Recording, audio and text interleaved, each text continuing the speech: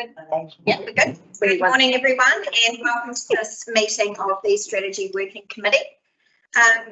Welcome committee members, staff, and members of the public as well. Thank you for being here. Please ensure that all your devices and cell phones are either switched off or on silent mode once the meeting is in progress. If a cell phone interrupts the course of the meeting, we will stop and wait for the device to be muted. This just gives everyone a chance to be heard. This meeting is being held in the second room of the Waihinga Centre. Thank you. Real good. That's just an example of what one might experience. Martinborough Hall Town Hall. It has been live streamed and will be available to view on Council's YouTube channel. The emergency exits for the room are the door you came in or the exit behind me. If we need to evacuate the building, please use one of these exits and assemble outside by the playground, which is through the main doors and out the front. Please remain at the assembly area until the building has been confirmed clear. In the event we experience any unruly or intimidating behaviour during the course of this meeting, we will adjourn the meeting until it is safe for us to reconvene. And I do really hope that that is not something we have to do today. Members of the council and committee and the staff will congregate behind me if that action is necessary though. This morning I have invited our Po Māori to open us with a karakia. Kia ora. Ngā tātou, ngā paukiki, ngā pukaka, ngā manukaka o te aturoa, te haere. Māori ora. Māori for South Wellington District Council. And I thank you very much, Melissa, for asking me to do our karakia, but I also wanted to wrap some tikanga around the karakia and the purpose of its job. So karakia, when I do our karakia and open our hui, what I'm saying in that space is that in that space of katu, we all behave with respect to one another, that we're kind to one another and we show respect to the speaker and respect to our council members. And that's to acknowledge that people arrive here today with a lot of different energy. And some of the energy might be frustration, some of it is a hurt, some of it could be anger, some of it is to be informed, be better informed. So with all that energy in the space, it sits within the karakia. And at the end of our meeting today, when I close us off, the energy stays in that space. And it means that we all leave here in a state, in a what we call monica. So we're just all calm and at peace with ourselves, and we can go home to our families, not taking anything from this experience this afternoon to our homes. So that's the purpose of the karakia. So karakia te tūmatanga, te tātou, kia ora, te maringa,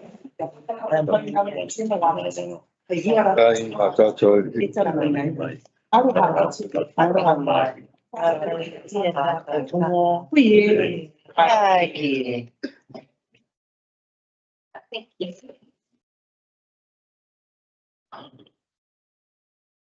We have apologies this morning from Councillor Plummer and Councillor Woodcock. Do I have a member? Thank you, Councillor Gray, to accept the apologies and a seconder. Thank you, Councillor Maynard. All those in favour, please say aye. Aye. Thanks. All those against, please say no. The motion is carried. Are there any conflicts of interest to declare this morning, please? Perfect. Do we have any acknowledgements or tributes I would like? Thanks, Chair, through you. I'd just like to acknowledge the award that the Martinborough Community Board and Angela Brown, Community Board member, had received from local government NZ conference in Wellington a couple of weeks ago on the resilience project that the community board have worked with the Martinborough community. That was an award which was a number of other community boards across the country were entered in. However, the Martinborough Community Board came out on top. So great work from MCB and Angela for pushing that work and building the resilience of the Martinborough community. Thanks. Thank you. Tēnei te haitia. Whitty?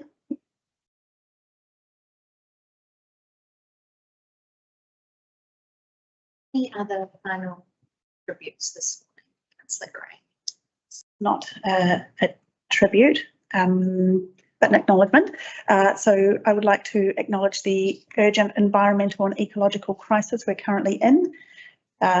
Using ice core data, we can confirm that CO2 has not been above 300 parts per million for the last 800,000 years. We've reached 300 parts per million in the 1950s. The last time CO2 was consistently over 400 parts per million was around 4 million years ago, and we breached that in 2019. Today, it is 421.7 parts per million. This level was recorded yesterday at NIWA's Faring Head Clean Air Monitoring Station just near Wellington. It's a number that I would like my fellow councillors to be aware of, 421.7 parts per million. Thank you. Thanks. Right. That moves us on to public participation, and we do have a very full public participation today, which is quite frankly fantastic. Before we kick off, I would just like to make a couple of reminders. So presenters, you have 5 minutes to speak to this committee, including any question time. So if you would like committee members to be able to ask any points of clarification, please leave us some time at the end of your presentation to do so. When you get to 4 minutes, Amy will raise her hand to indicate you've got 1 minute left. And at 5 minutes, I will let you know that your speaking time has come to an end. And I know that it is very tempting to get in your last few points, but if we could please stick to the 5 minutes, that would be much appreciated. Just so we're all on the same page, for your own information, I'll just point out a few things. We welcome your public participation, and we want you to share your thoughts and information with us, but please, being personally critical of elected members or staff, being disrespectful, offensive, it's just being plain unkind. We can't work with that. We can work with your ideas and your criticism, but we can't work with abuse. So please bring some respectful dialogue to us so that we can work with you. That being said, our first public participant of the morning, speaking on remission of rates, John Bruin. Please join us at the Morning. morning, John. Please take a seat. I received a letter the other day from the council about this SUIP. It was dated the 26th of July and we had till the 5th of August to get submissions in. I think that's another case of them and us, because when you, as a council, do anything, you give yourself heaps of time, and we get like, what's that, 9 days, including 2 weekends. Anyway, that was one point. The other thing was that when I first bought in the Wairarapa, I managed to get a copy of the district scheme at the time that outlined the issues in the community, which are the same issues we have now, 20 years later. But in that district scheme, it had answers to the problems. That district scheme was trashed when amalgamation took place, and we've still got the same problems. And one of the answers they had was to put accommodation in conjunction with commercial businesses, which is, we basically had eyes and ears in the community at all hours of the night and day. This SIP or SUIP thing is going to do away with a lot of that. Restaurants, if they're going to have to pay another $1,099 per toilet, that's another nail in the coffin. And interestingly enough, last night on the television, they said there was an 85% increase in bankruptcies in the hospitality industry.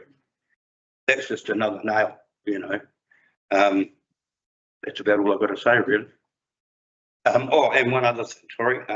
I got a letter outlining 2 properties I had that were UIP'd. Interestingly enough, when I had a meeting over the telephone with the chief executive, she failed to mention the second one, which was the one of interest to me. It says 4 flats. I paid the council $3,500 to get that change of use put in place before your chief building inspector would even look at the plans for the property. And at the time I told him it was extortion, but obviously it hasn't been passed on. You took my $3,500 and still say it's 4 flats. Any questions? Any comments or clarification for John this morning? Mayor Martin. Yes, just one. The building you've just referred to, John, Beg your pardon? the building you've just referred to, Yeah. we think you've got 4 flats in it. What do you think you've got in it? I've got a restaurant and a house. That's what I applied for. Yeah. The council wouldn't look at the plans until I paid the $3,500 for change of use.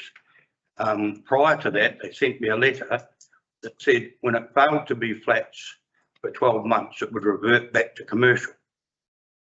So I emptied it out. In that 1-year period, every window in the building was smashed, it was absolutely trashed. It gave Featherston a really bad image, and all because of the rules. And then when I go to change it or to make it a restaurant, I'm told I have to pay $3,500. Thank you, John. If there's no further questions, thank you for your time. Thank you. Thanks. The next public participant is Jamie Burns. Thanks, Jamie. Take a seat. Thank you for joining us this morning. Your 5 minutes will start when you are ready. And like I said, if you'd like any questions. Good morning. I'm Jamie Burns from JR's Orchard. What I'm here today for is I would like the council to consider correcting the wording of rates for admission to be inclusive rather than being exclusive. What I would like you to consider is using the word primary production. So that encompasses horticulture rather than just dairy farming and pastoral care. We have a 127 hectare orchard and we're a very large employer that consists of 24 full-time staff and 130 seasonal staff. Of these seasonal staff, 80 of them are filled by RSE workers that come in from the Pacific, and that's from Samoa and the Solomon Islands. Back when RSE started 20 years ago, the government or Immigration New Zealand encouraged us to build on-site accommodation. That was to alleviate the pool of us renting accommodation for large amounts of people that came in to work on in our horticulture endeavours. We at JR's did that. We relocated buildings down to the bottom end of Papawai, and that's where we house our staff. If the council does not include horticulture in this is going to have a significant impact on us financially. So that's why I'm here today. I know a lot of people have this perception that we are making a lot of money out of our accommodation, but that's actually not quite true. There's a lot of rules that come with RSE, and we've actually been on a 5-year rent freeze with RSE accommodation.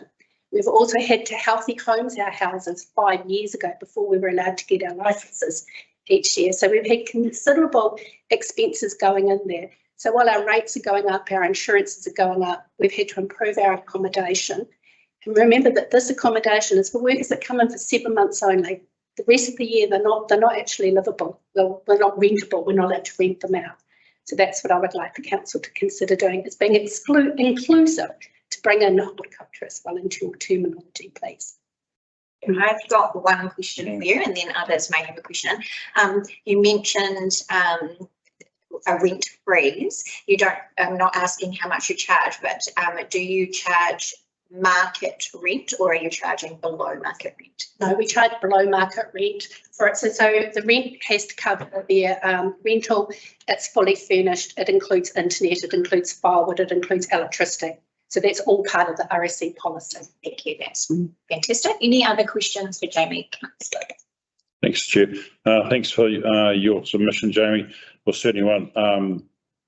Reading through the multiple submissions we did receive, there was one other submission covering that same point. So that's certainly something I think that we need to consider at this table today. So thank you for coming and speaking. We would really appreciate that from horticultural's perspective, that we are included in this, because we are all primary producers. Yes. Yeah, no, Yeah. thanks, Jamie. You, Jamie, thank you for taking the time to be with us this morning.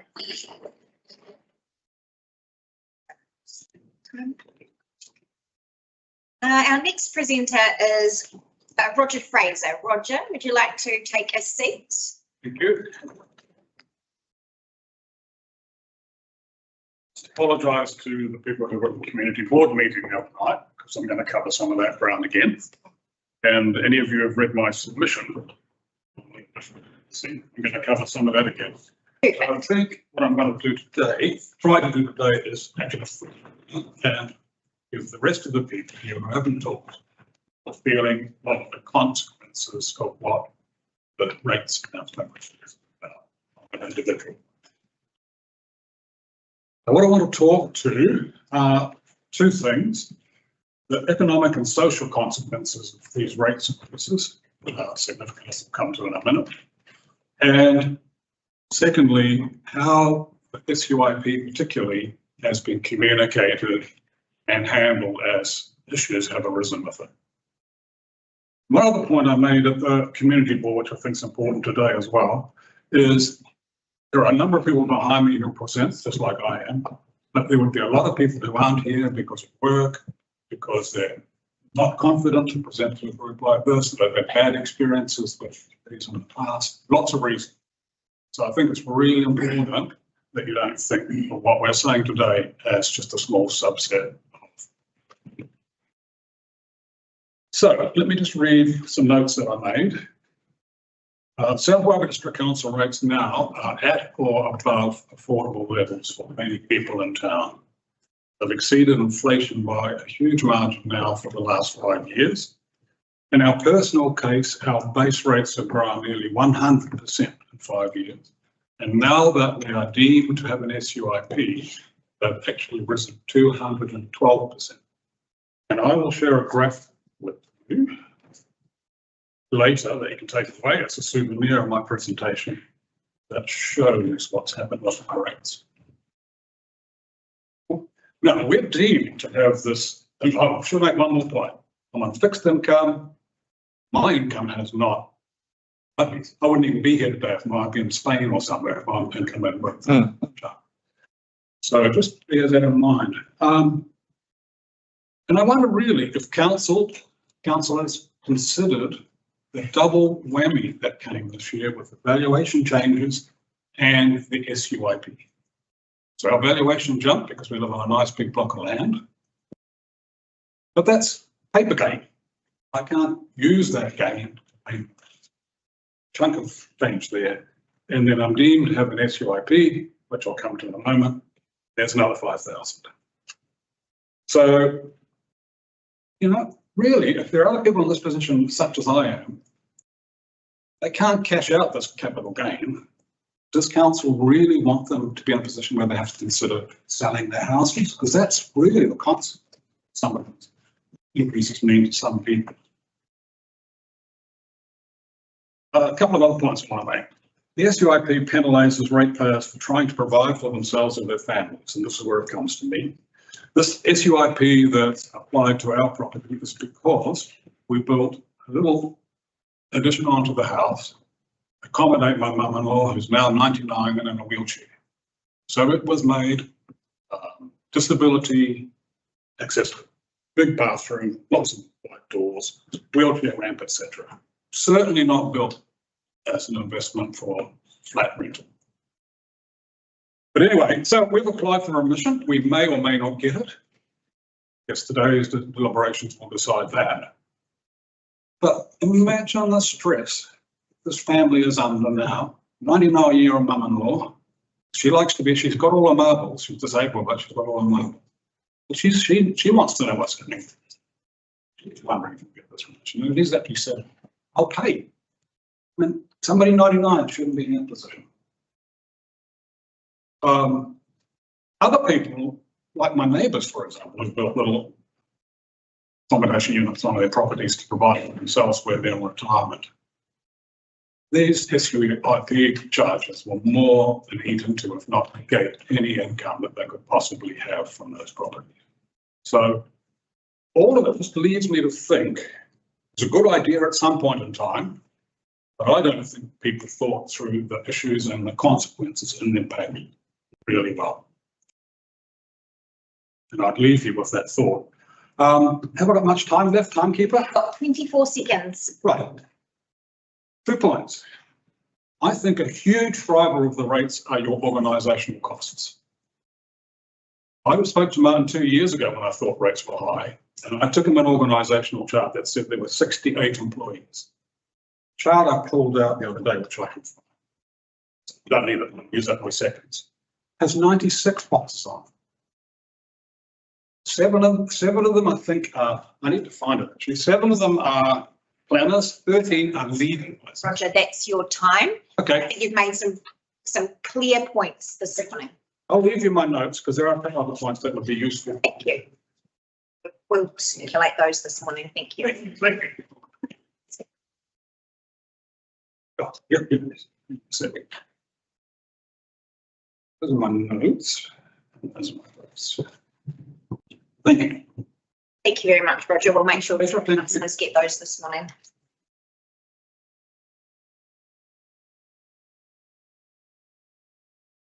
Roger. Our next public participant is Louise.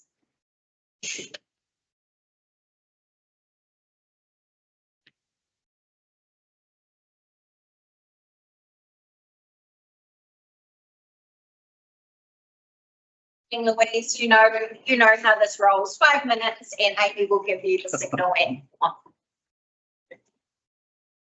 I intend to be brief today. That's because firstly I want to acknowledge that there's a lot going on in the world and around the council table today.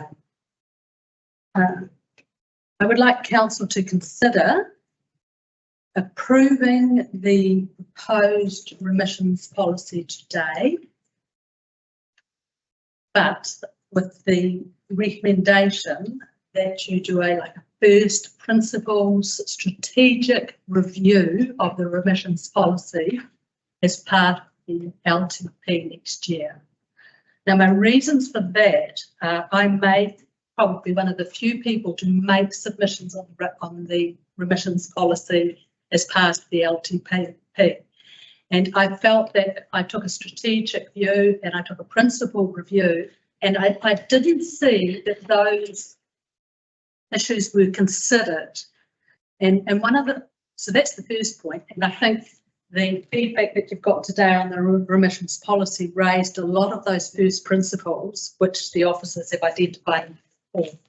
And so I think there's a wealth of material for someone to go back and say, well, we've not just community feedback, but dig deeper, do a little bit, dig, and what are they really saying? Because the problem with dealing with fairness is we're creating inequities of people who were not getting the remissions. Really difficult process, I know.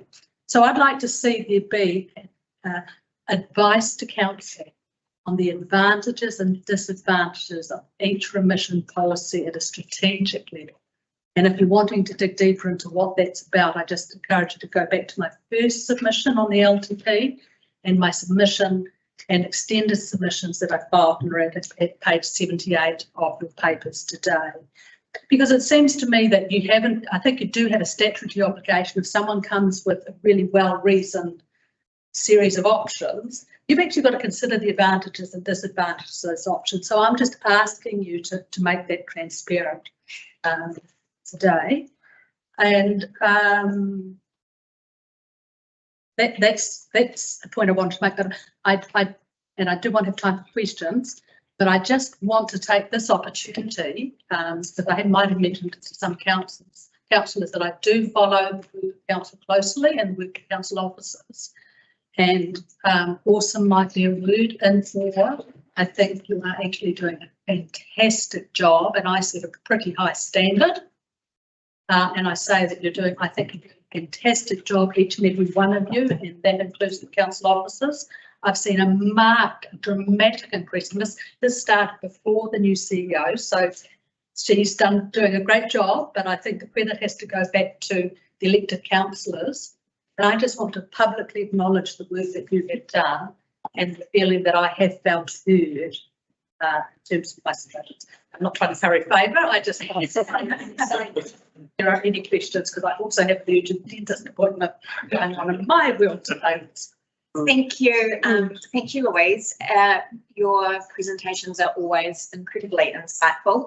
Any questions for Louise this morning? Really comprehensive. Very comprehensive. Thank you. Good luck for your government. But I shall watch with interest later. Yeah. Thanks, Louise. Could you please present with the Martin Borough Community Board? So inviting Angela to speak at the end, that's right. That's fine. You'll need to an extra chair with you. Oh no, yes, you're right. So thank you for taking your notes. I just want to say this is nothing to do with the Martin Borough Community Board other than we're presenting information delivered to us.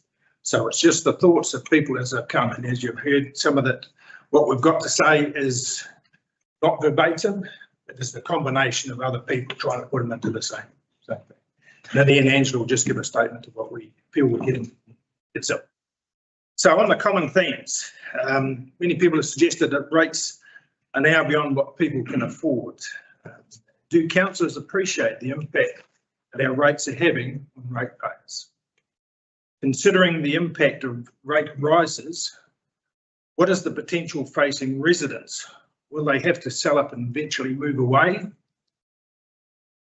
It's not really an option I don't think any of us would like to see happen. Not uncommon in some of our presentations was that the rate increase was a point of $5,000, which represented an 80% increase. Many budget for increases, such as a predicted 15%, but are not sure how they're going to deal with what is eventuated. Some builders are also unable to judge their futures on what's happening in terms of the situation in Martin Borough, and so they're not sure of what their future holds. They also like to see the rates go towards wastewater and infrastructure. With regards to SUIP, it is deemed a significant disincentive that a large SUIP charge is to any further development of homestay type buildings in the village. Some people are even contemplating the removal of said buildings that are put in. The application of SUIP was not being considered consistently across the district. Perhaps SUIP could have been introduced gradually so as to determine the impact and adjust any measures as the impact and outcome become clearer. In many cases, the charges on SUIP units considerably outweigh the value returned to those units. As far as Airbnb concerned, has there been any considerable consideration given to the Airbnb services operating in the district and how they should be treated when it comes to rates being applied? People have made Airbnb part of their retirement plans, and what does the future hold for such people? Services. Many people complain they are paying for services they do not receive. They also consider a trickle of information being provided by council has not delivered a clear message. People want fairness, transparency, and for council to realise that the rates are putting our people into an unfair disadvantage. Capital value. They consider that there has been a lack of consultation and debate on the introduction of capital values now being used. The change to capital value has had a significant impact, and concerns are that these impacts have not been fully evaluated. Some of the situations experienced whereby some people with exactly the same scenarios have not been picked up by QV and therefore not being charged correctly. And many are aware of this and what it's occurring.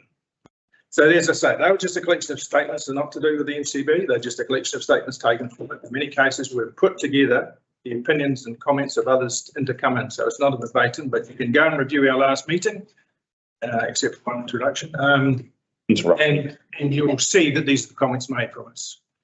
So Angela, now I'd just like to finish up. Here, as you heard, she won the award on behalf of the MCP for resilience. And part of that is she spent a lot of time in the community, talking to the community. So we'd just like to finish with those comments.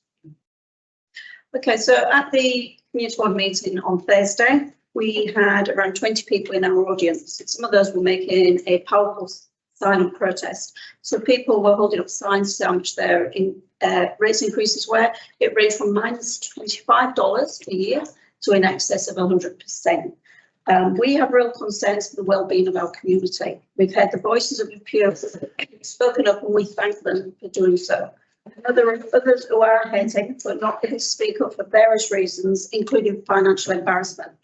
We cannot ignore the impact rates increases have on the mental, emotional and financial well-being of our community. The Martinborough Community Board have had lots of issues across them, as there's not always felt like there's been an outlet for forums or face-to-face opportunities with council and elected members. There are people who feel there is nowhere to turn or may be unable to speak up individually, but they could come along and listen at meetings. Sharing stories can be a powerful tool for dealing with stress.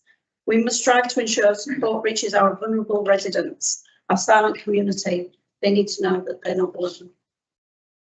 Thank you.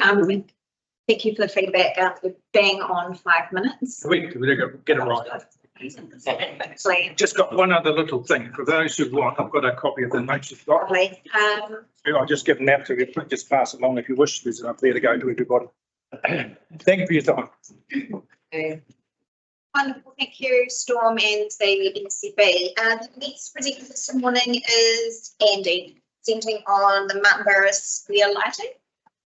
Take a seat, Andy. Thank you. I had a bit of a debacle getting, I was initially told I wasn't allowed to speak, and here I am. Welcome at last. So thank you for having me today. I'd like to first start by thanking everybody for seeing to it that the lights have been put back in the square. That is protecting our tamariki and local community members, because it has been dangerous there with the darkness. I know that that it's part of the Dark Sky Initiative, and that it's good for our community to have the Dark Sky Sanctuary in place, and that it's bringing in business to our community. I am concerned that it's going to affect my trade directly as a food trucker who parks on the square with no parks there for customers for me or for me to park in. Gives me a very limited opportunity to trade on the square. And my other concern is that, like, it's estimated to cost around $450,000. I'm just concerned that that's not, I just want to make sure that that's not coming out of ratepayers' money, and that we're not going to be charged for that on top of already exorbitant rates increases. So hopefully you guys can clarify that. Secondly, I just have a few questions around how the council intends to attain funding from the new government with no new builds available due to the lack of sewage infrastructure, no new builds available, and the government not willing to give money for any vanity projects or any other things to help. How are we going to bring money into our community to continue to build and grow our community and make Martinborough and the South Wairarapa look like a place that, like, even if it's a dark sky sanctuary, how are we going to get people to come here? How do we get people to want to move here? How do we provide work for the builders who are struggling? I now have family members and many of my customers coming to me saying, we don't have work. We get, like, I have people who are looking to fly in, fly out to Perth for building work because there's no new builds going on. There's no work. Some people only have like a deck that they can build, take them a week. Got a shed that they can build. It's only going to take them a week, and then they're out of business. Then they've got to go abroad to find work, or further abroad to Masterton or Carterton to get work. And we know that because there's no builds here, and Wellington is also struggling, that a lot of those companies from Wellington are coming over and stealing up all the jobs of the local builders and sparkies and plumbers and everything, and that's just going to trickle up the line to Carterton and Masterton as well. So what is the council going to do to secure A, funding from the government, and B, to look after their shareholders who have to pay extortionate rates now and extreme, and there's no, I don't see what recompense there is for them. Turns out for the last 20 years I've been saying, man, I should have been a builder or a saki or a plumber. because that's where the money is. Turns out being a chef has worked out all right now, eh?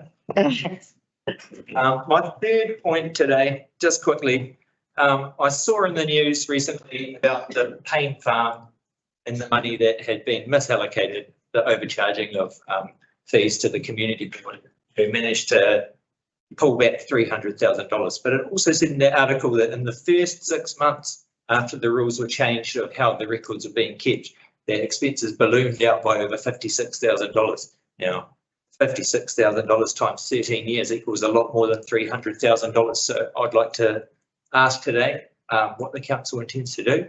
How are we going to find out where the other money's gone? Is there other money that is missing? Who is responsible? And can we investigate? I'm calling for an investigation into what happened there and how that went on for so long and who's going to deal with it and how can we have answers as the shareholders. We deserve answers. We don't need money being thieved from us. Now, if the council cannot come up with any answers or will not investigate further, then I will pass it up. We'll pass it up to the local MP or I'll pass it up to the police for investigation because we need answers. That's all. Thank you. Thank you, Andy. You've got 30 seconds if there's any final question, but I would just like to be clear that at no point has there been allegation of thievery about that subject. So I want to be really clear about that. Over 30 Thanks. years. Thanks. That's up to Sorry, did you have a question? I'd just like to say, Andy, there certainly has been no theft of funds. The accounting process was different 13 years ago to what the accounting process has been implemented now by a new CE. So that's where that's where those funds have come from, and now been identified and now been handed back into the Payne Farm account. So and that's just been a process over a number of years. And now that it's resolved, it's great. We're moving forward. Thank you, Andy. Your 5 minutes has now come to an end. We do appreciate your time here this morning. And yep, there'll be time for councillors to make questions of the CE at another time. So thank you very much. Aye. Our next presenter is online this morning. We are welcoming Sonia to speak on the remission of rates. Good morning, Sonia. You have 5 minutes to speak to us, and just for your benefit, because I'm not entirely sure how long you've been, if you present for say 4 minutes, and that gives councillors an opportunity to ask any clarifying questions at the end. And Amy, who's sitting just beside me, will raise her hand at 4 minutes. Cool. Thank you. Look, I have a lifestyle property that's 4 kilometres from the square. We've got 450 olive trees and we sell the fruit to local olive oil producers. On our property, we've got our house and there's also a small cottage that was converted from a garage by the original owners. We've got our own drinking water and septic. And over the 3 years that we've been there, we've had a total of 2 to 4 people living on the property and a total of 1 to 2 cars. So we are not a heavy user on council infrastructure and services. I wanted to speak to you today about my concerns both about the proposed rates remissions and also the underpinning SUIP policy. Starting with the policy itself, which I know is not what your decisions today are about, but I'm hoping you do consider them. That new policy that was introduced through the LTP to allocate several fixed rates to each SUIP, I think is very poorly designed and has been very badly communicated.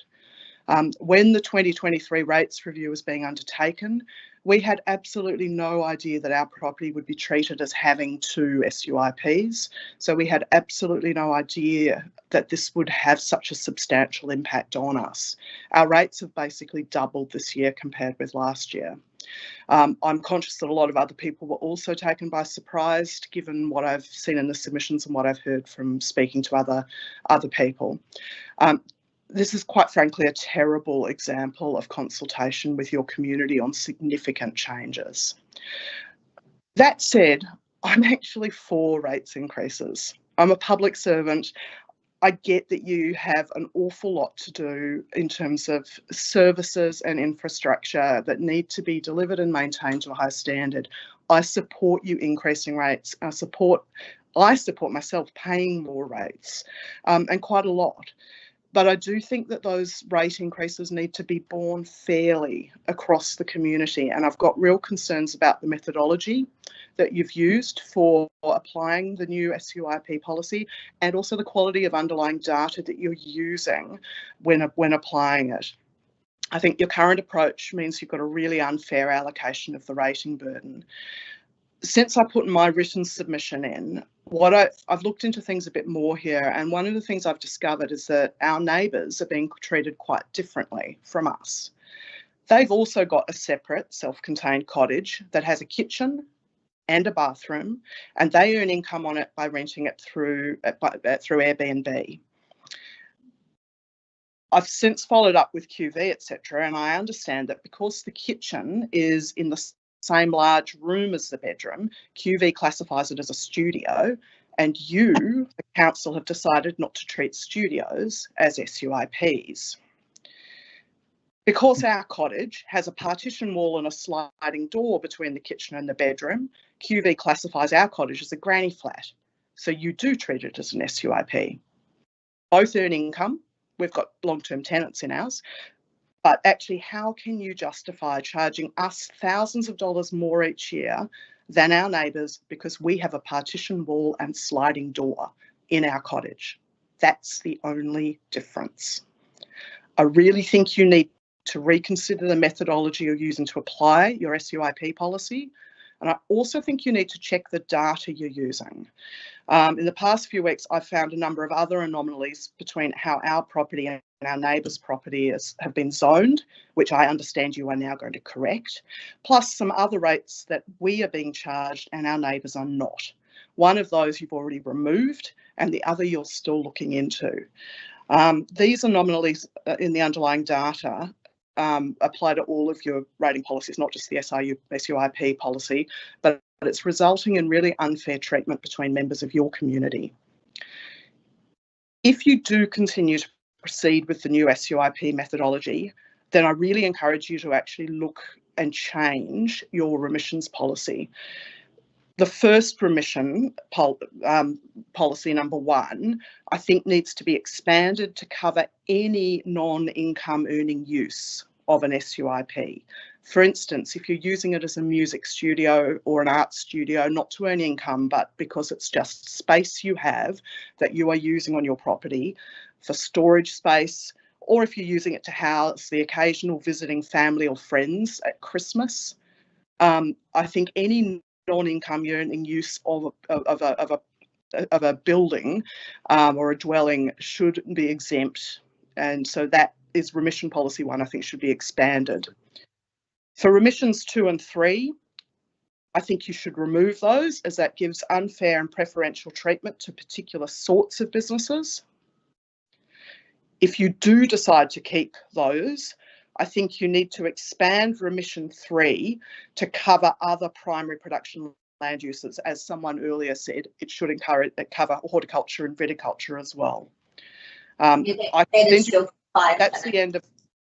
That's the end of mine. I can send you my notes if you'd find helpful. We would appreciate it if you can send your notes. Thank you.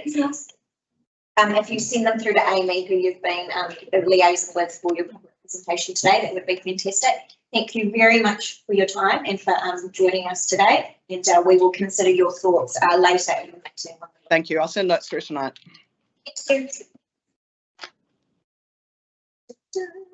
Right. We are next moving on to John Errington discussing the Māori wards. Please join us, John.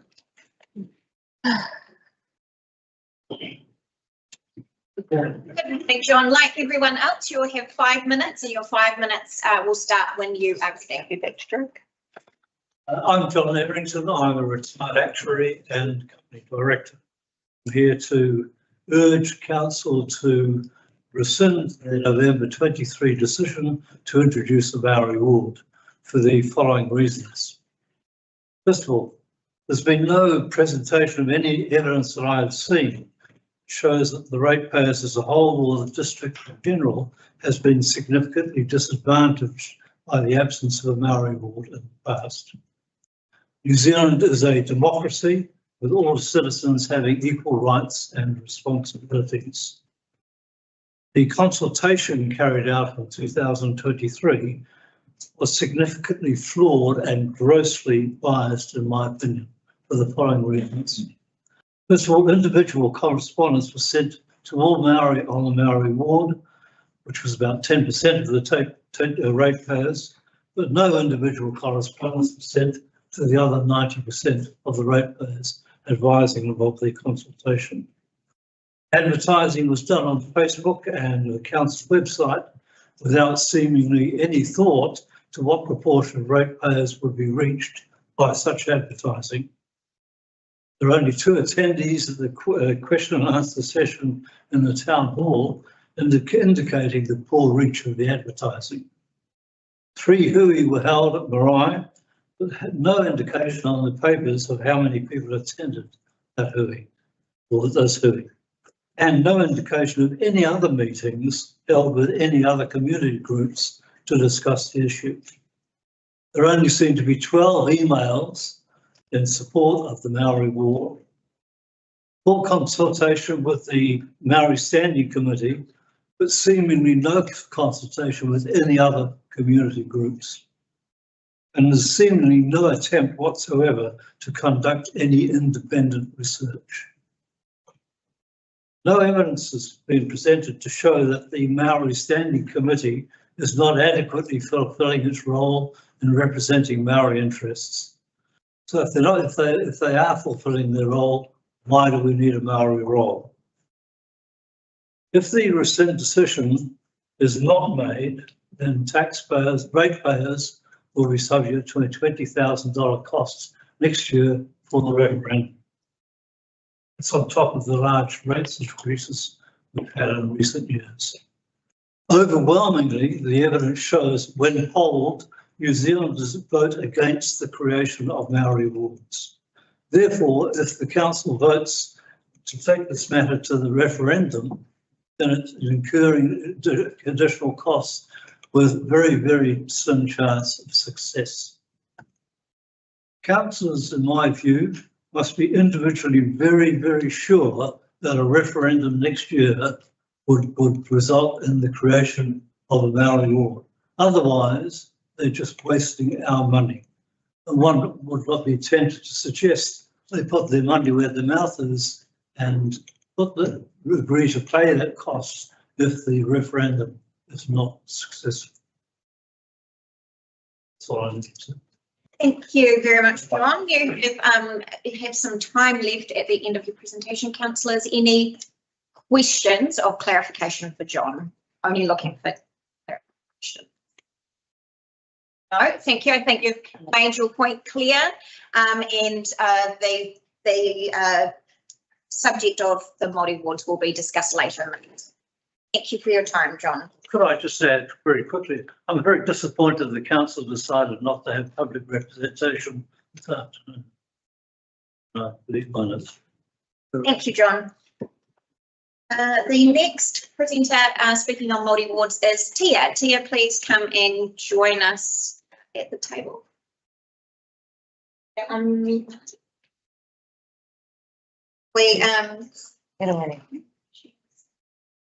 Hello, Winnie. Are you presenting on behalf of Ngāti Kahanunu this morning in place of Tia?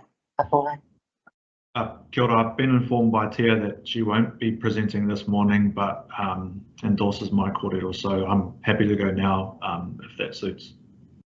That is fine. We will hear from Winnie, please. So like everyone else, you have 5 minutes to present this morning. If you finish within your 5 minutes, it allows councillors to ask any questions of clarification. Start when you're ready, and Amy will give you a heads up when. Tēnā koutou katoa, tuatahi ake, ka mihi ki te ikanui o te wā, e takato tiraha mai rā I runga o tūranga waiwai. te kingi o te kotahitanga, takoto hoatu e moe. Councillors, staff, members of our South Wairarapa community, tēnā koutou katoa. My name is Hiruini Amanson. I'm the chairperson of Papua Marae. I'm a proud uri of Ngāti Moe, of Ngāti Kahungunu and Angitāne ki te Wairarapa. It's my honour to present to you today and kōrero to you today as a representative of Hapu, of Marae and of iwi as well. What I can't guarantee you today is an in-depth treaty analysis on a Māori ward option for South Wairarapa District Council, but I do invite you, if you are keen on having a discussion about that, more in-depth and follow-on, then to get in touch with me personally.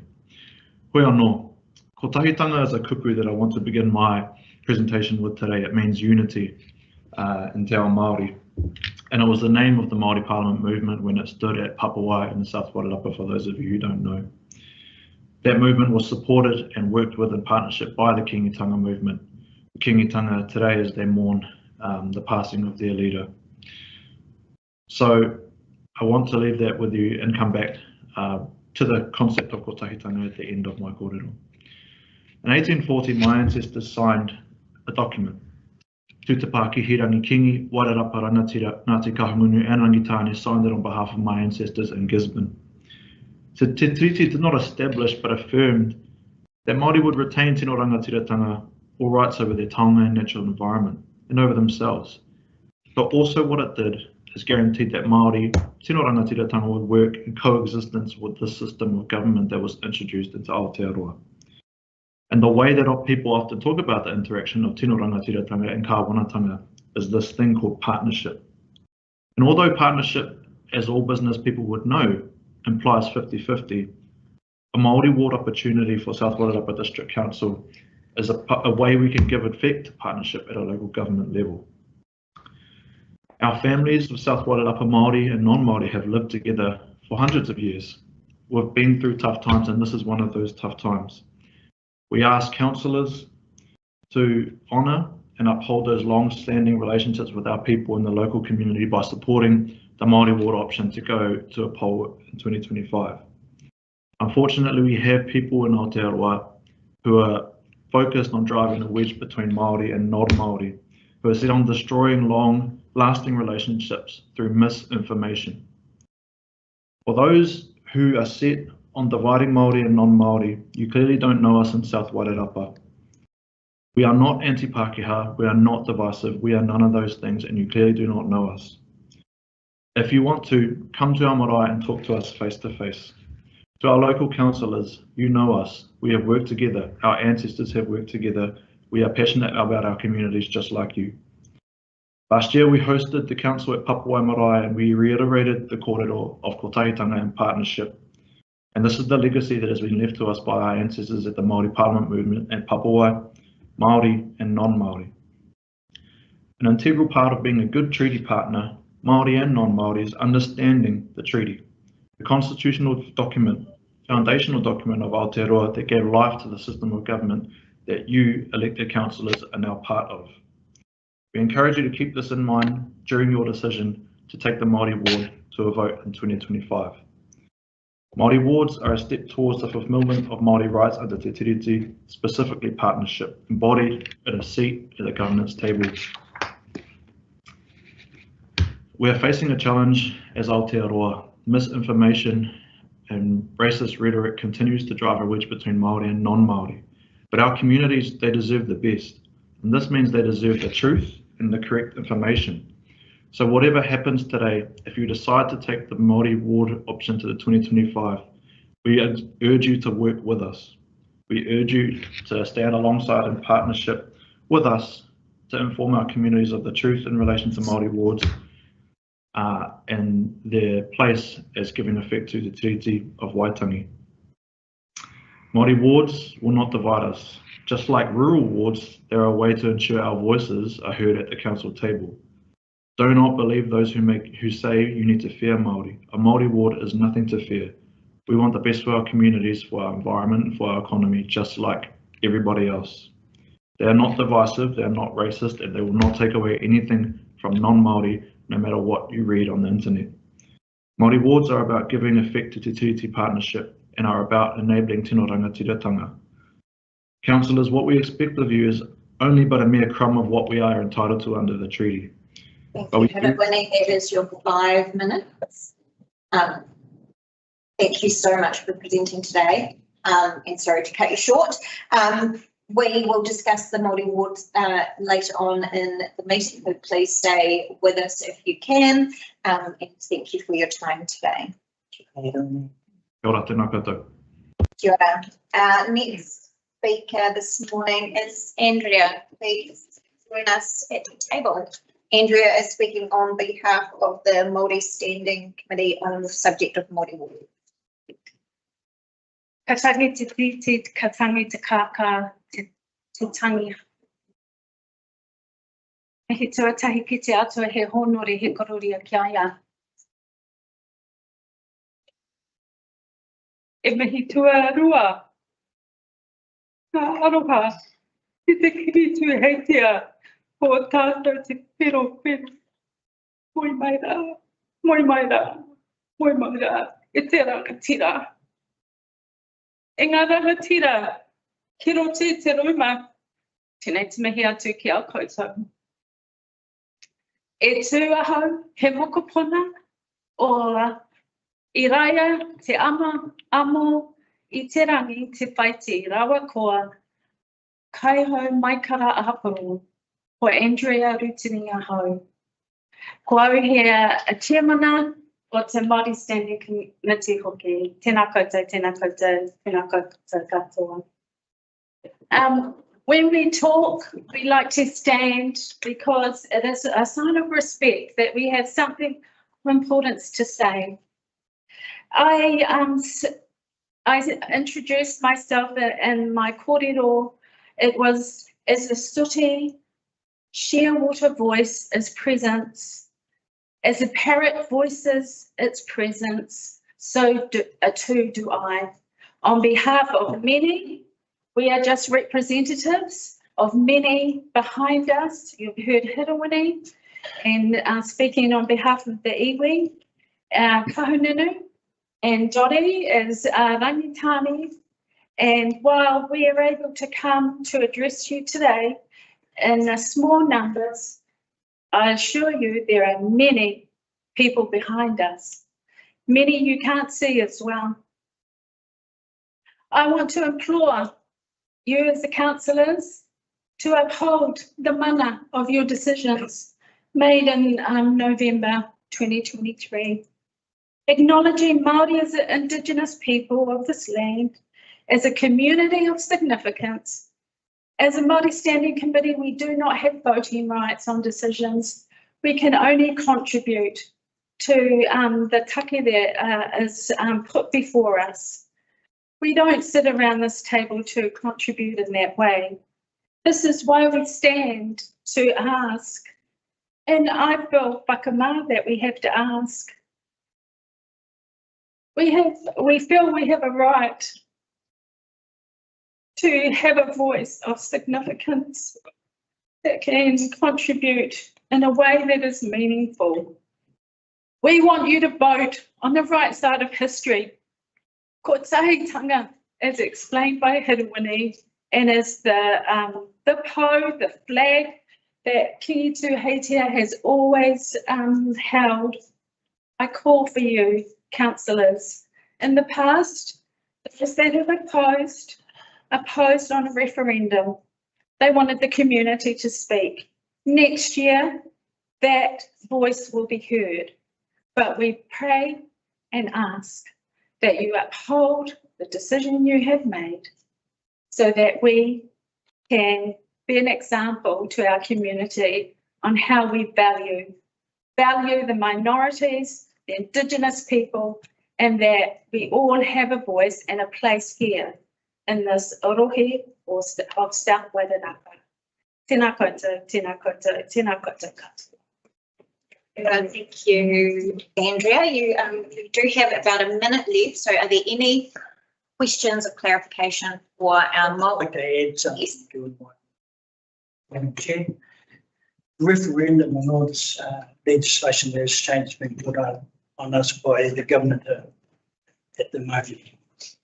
It wasn't put on by us. So when we're expecting Māori to pay, as John maybe suggested, we should be asking the government for that funding to pay for the referendums, not our ratepayers, not our Māori. Yeah, they put it on. Not members of our community. Any questions? The other thing I'd like to say is, Hera Winning was speaking on behalf of Tia, and he should have been enabled to have 5 minutes as well to explain and fully present his presentation. Thank you. Any questions of clarification from the committee for Māori Standing Committee this morning? Being the case, thank you for your presentation. We will discuss Māori wards in the morning, so please stay with us if you can for that korero that is coming.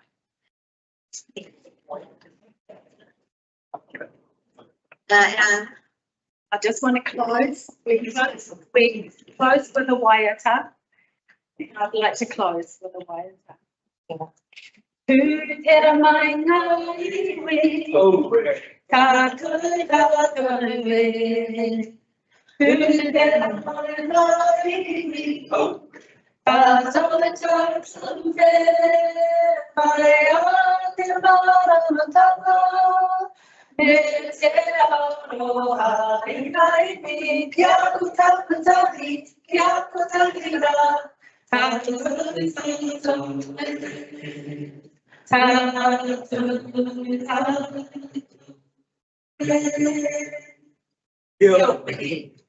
up together, people, all of us, stand in rows, people, all of us, seek after knowledge and love of others, everybody, be really virtuous and stay united, all of us. Next speaker speaking on the commission of rates is the Wairarapa Racing Club.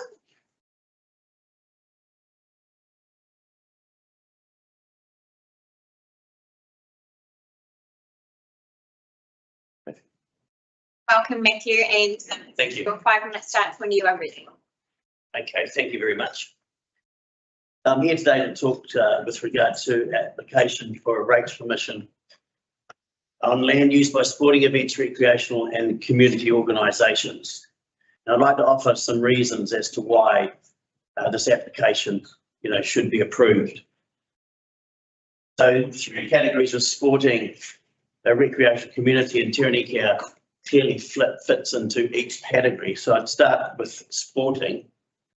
And I quote from Wikipedia with the headline, Sport in New Zealand. Some of the most popular sports in New Zealand are rugby union, rugby league, cricket, association football, basketball, horse racing, and netball. On sports, Te Rāniki also hosts the yearly national jet sprint competition. As a current example, this week we have the Queen Maid College staying at our accommodation block for a hockey tournament. This is just one of many schools that come to Te Rāniki for sporting events. Our race meetings attract tens of thousands of patrons every year, with crowds that are envied by many other clubs in New Zealand. We certainly bat it, higher than our weight. Last year we had 5 race meetings. On recreational, Rose and Smith at Te Rāniki is one of New Zealand's foremost wedding venues. The Wairarapa Music in the Country is becoming a must-go festival for thousands of people, continues to grow and great for our region. We collaborate with major events like Toast Marlborough, with patrons coming from all around the country staying on course as their base and attending the festival. The 121 festival was back in 2026 after a COVID break. And we also have a successful holiday park, bringing in motorhomes and caravans that use Te Rāniki as a base to explore the Wairarapa. We host many caravan clubs, motorhome associations, and it's a real go-to place now. Walking and cycling groups, recreational groups stay at our accommodation block every year and go to the many walks around this place. On community, We host pony camps, both senior and junior. We host the police, both their staff training and their police dog training. We have the army come to Te Rānīkau to use the venue for exercise. We have weavers, cake decorators, pippins. We have school camps, as mentioned earlier. And there's many, many more community events that Te Rānīkau hosts. So in summary, we ask, is this rate increase fair? Which I'll come to. When we're jewelling the crown of the South Wairarapa district, and we feel you're penalising one of your best venues. Is it fair when Te Rānīkau has very little services supplied? We have our own water, our own sewage system, our own rubbish collection. We're totally self-sufficient and compliant with all council regulations and work closely with council. Back in 2018, the Masara report was published on the racing industry, with John Masara stating that 20 of 48 clubs throughout New Zealand will be closed. This process is well underway. Te Rānīkau survived that report and was specifically mentioned as New Zealand's most iconic racecourse. Who would want to see Te Rānīkau added to this list due to increased costs? This new rating system adds to the pressure of running a successful business. Te Rānīkau rates were $7,176 per annum in May 21. Our rates are now proposed to be $18,128 per annum. This is an increase of 152% in 3 years and a huge burden on the finances of our club. Wairarapa Racing Club is an award-winning club and we're proud to be in the Wairarapa, in the South Wairarapa, and we ask for your support in reviewing our application. Thank you for your time. Thank you, Matthew. We've got about 30 seconds, so if anyone has got one clarifying question for Matthew, we can take home that. Otherwise, you were very thorough, thank you, and we will consider your feedback when we discuss rates remission later. Most appreciated. Thank you. That brings us to our final public participant for the morning with a lovely smile on his face. Derek, can you come and join us at the front?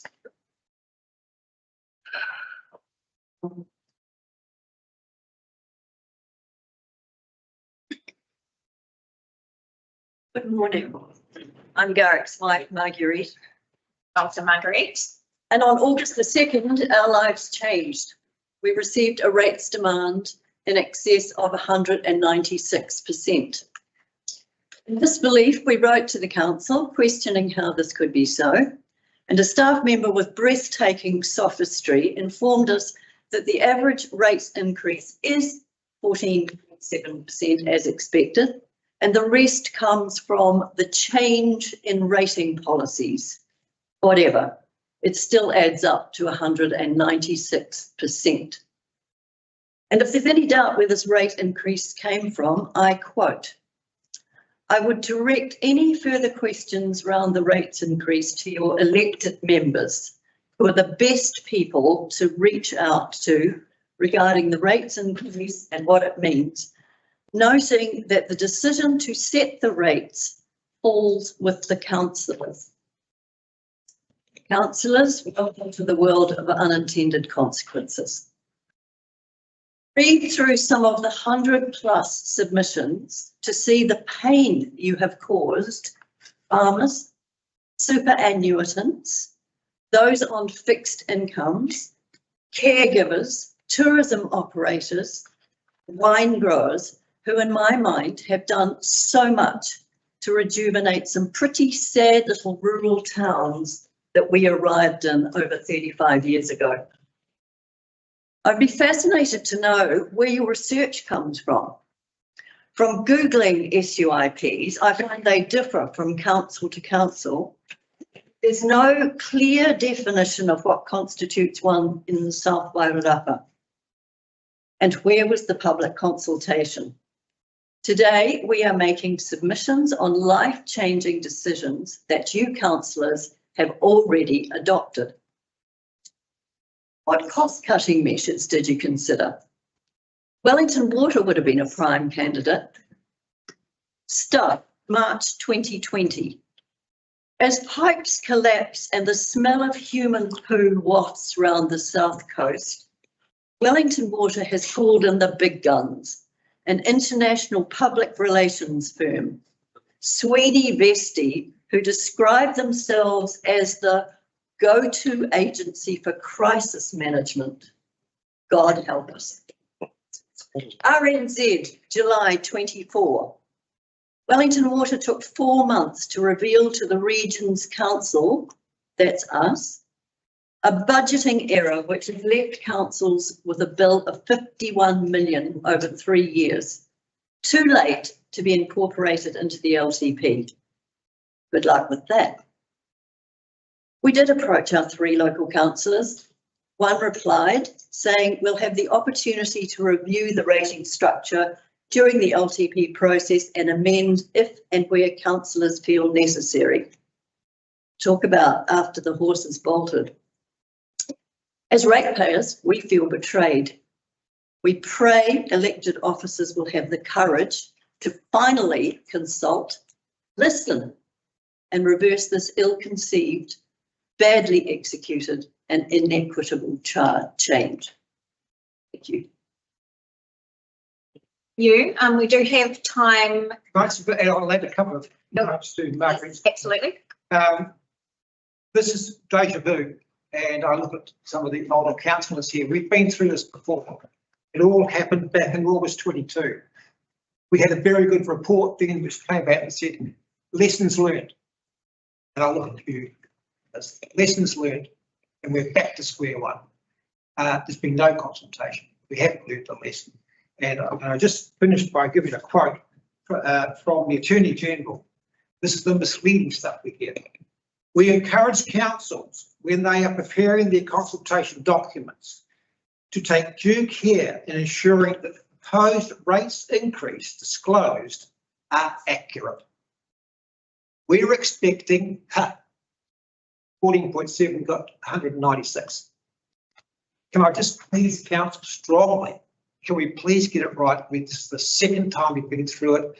I don't wish this on anybody. I think those of us who endured 22 was not a nice time. And I think that the ratepayers have had a guts. Thank you. Thank you, Rob. Any clarifying questions from councillors for Gareth and Marguerite? Pretty clear in your presentation. Thank you. We will discuss rates remission policy later. Please stay with us can for that when we will discuss. Thank you.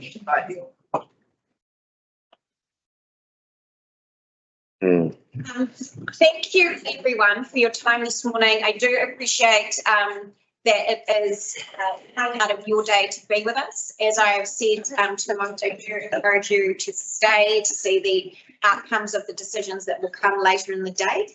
We are going to take a 5-minute comfort break at this point as we've come to the end of public consultation, public participation. It will be a strict 5-minute break, so councillors, please be back at the table at 11:20 to resume our morning. Actually launches.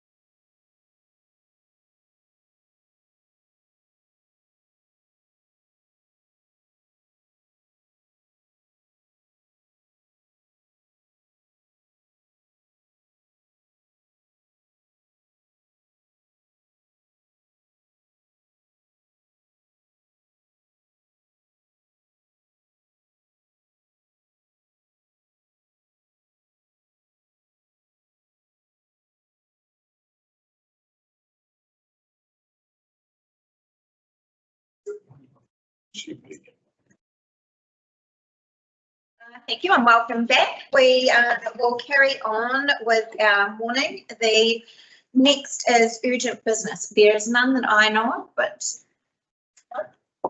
no urgent business. Moving straight along. That takes us to, we're now considering the strategy meeting minutes from the 31st of July.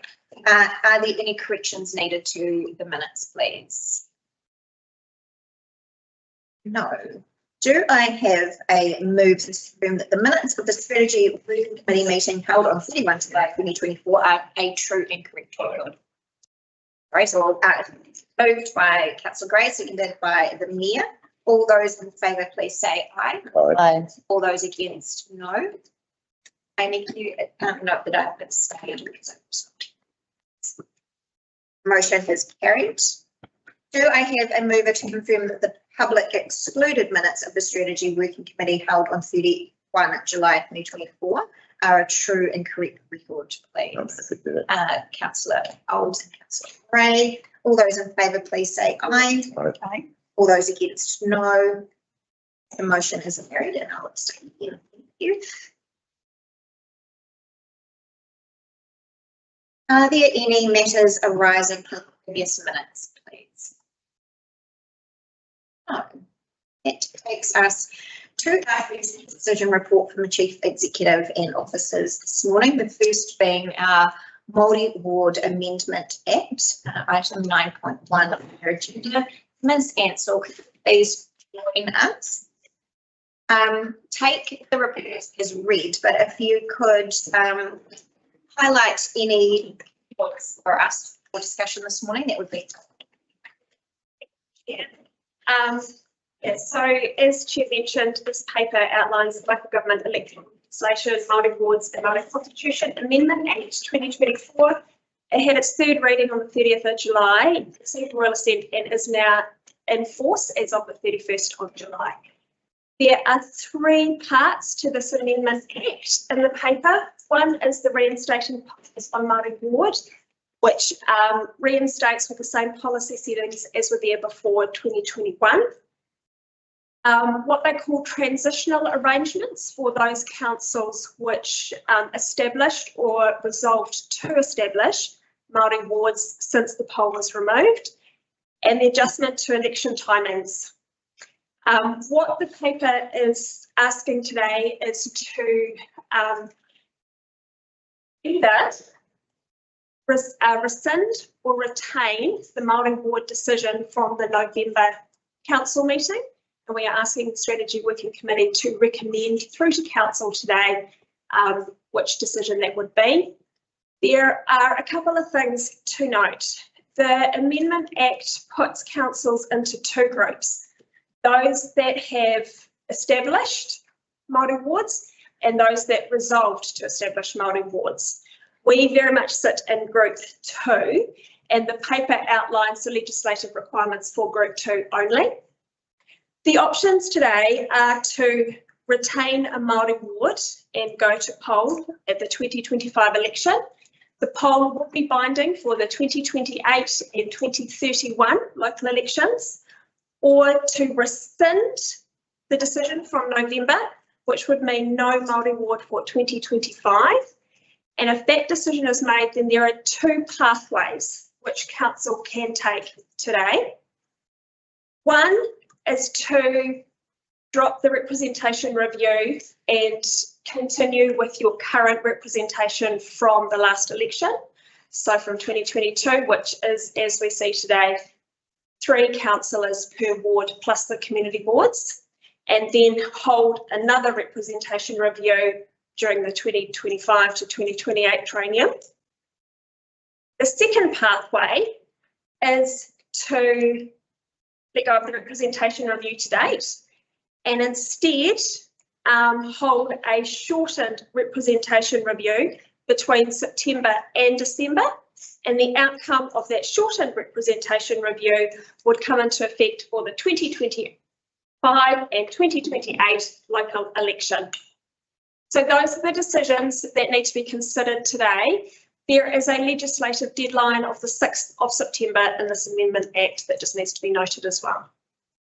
Thank you, Nikki. We will move to the committee table questions. Before we do that, I would like to make a couple of comments on this topic as chair. In my view, I'm actually really disappointed. I'm disappointed that we are here again, having to relitigate decisions we have already made at the council table. Regardless of which side of the debate you sit on, if you feel disappointed or angry about that, then I suggest you should be disappointed and angry with our central government, not this committee table.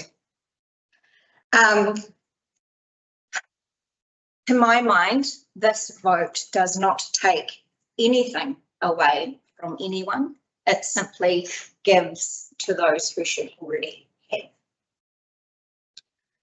I have spoken to my children. My children are 24 and 15, and I asked them, what do they think about Māori wards? What do they think about this decision? And both of them are quite flabbergasted that this is a question we have to ask and a question we have to answer, because to them it's a no-brainer. Why wouldn't we have a Māori ward, and why are we even discussing it?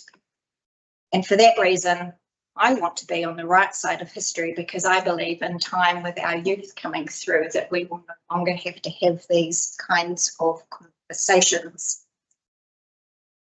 So if you believe that our community should make this decision, regardless of which side of the argument you sit on, then today, for me, it's a yes vote.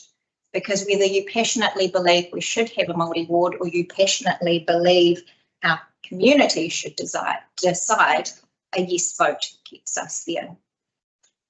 And if you are cross at the cost, then like I said earlier, be cross at the right people and be cross at the central government. Members of the committee, do you have any questions or comments for Nikki before we move to the recommendation? Councillor Olds. Thank you, Madam Chair. I certainly endorse your sentiments, and ourselves back in this situation again of having to make a decision based on Māori wards. I just want to ask Nikki a question about if we vote to retain Māori wards, the representation review that we're currently undertaking, that has no impact on that at all, does it not? Yes. Okay, that was really all. Yeah, so by retaining Māori wards, by default, the only thing is going to poll. Yep. So the amendment bill, when it went through its readings, did change. So originally when the amendment bill came through, if there was no decision made at council, you would automatically go to poll, but the bill did change in its final days, so an active decision must be made. But yeah, the poll is the default of retaining, and otherwise everything else stands correct. Thank you, Nikki. Thank you for that clarification. Thank you, Madam Chair. Any other comments or questions before we go to the recommendations? Councillor Lewis. Thanks, Chair. I've just got a couple of, one question, and then I've got a point that I'd like to make. Under option B, which is rescind the Māori ward, you said that there's two pathways, and that essentially those two pathways, it's a walk away from the representation review work that we've been doing over the last 6 or 7 months, which includes the submission process, consultation process we've gone through for the last month, and then the workshops and the formal discussions that we've had with our communities prior to that. So that in itself is going to be a cost. So I believe there's a cost either way with this one. If you are looking to do a shortened representation review, you keep in mind that the representation review process is an 18-month process and for staff member, and so to do that between September and December will require considerable time. We are also heading into our LTP process, and we just need to be mindful that there may be additional resources needed should you rescind to help us process and deal with the legislative requirements. Yeah, correct. I think there's a cost either way. Thank you. I'd just like to finish off saying that, I mean, I value the diversity of our community, the diversity of race, the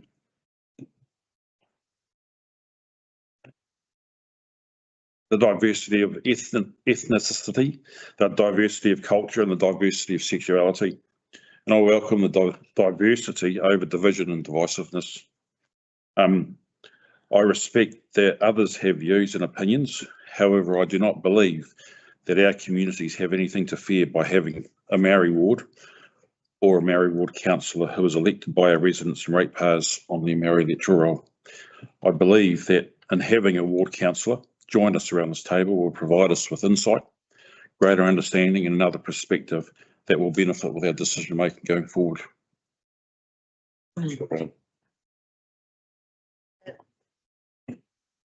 I'd like to agree entirely with Councillor Elms has said and our chair's comments, but just on a purely objective front too, though, I feel that we are legally committed to the concept of partnership, and for me the Maori ward concept fits entirely with that, and as well as the other points mentioned. Any final comments? Councillor Gray. Thank you. Thank you for the opportunity to talk. I sit here and speak as Ngāti Tiriti, and I'd like to take the opportunity to say Toitu Te Tiriti, sovereignty was not ceded. I would like to take this opportunity also to level the harshest possible criticism I can to our central government for putting us in this position where we're again having to expose members of our community to racist and divisive discourse. And then I will change my tone away from very negative and move into the positive, that if we are hopefully in a position to be blessed with having a Māori ward, I look forward to the wisdom and the mātauranga that will be brought up to our table with that. I think that our community will benefit as a whole and our council will certainly benefit as a whole. And I would like to thank Tangata Whenua and Mana Whenua for continuing to offer their wisdom and grace with wanting to engage with a system that has treated them poorly for a very long time. So that's all I have to say. Thank you. Any? Yeah. Kia ora. Look, I'd like to acknowledge those that have gotten up and spoken.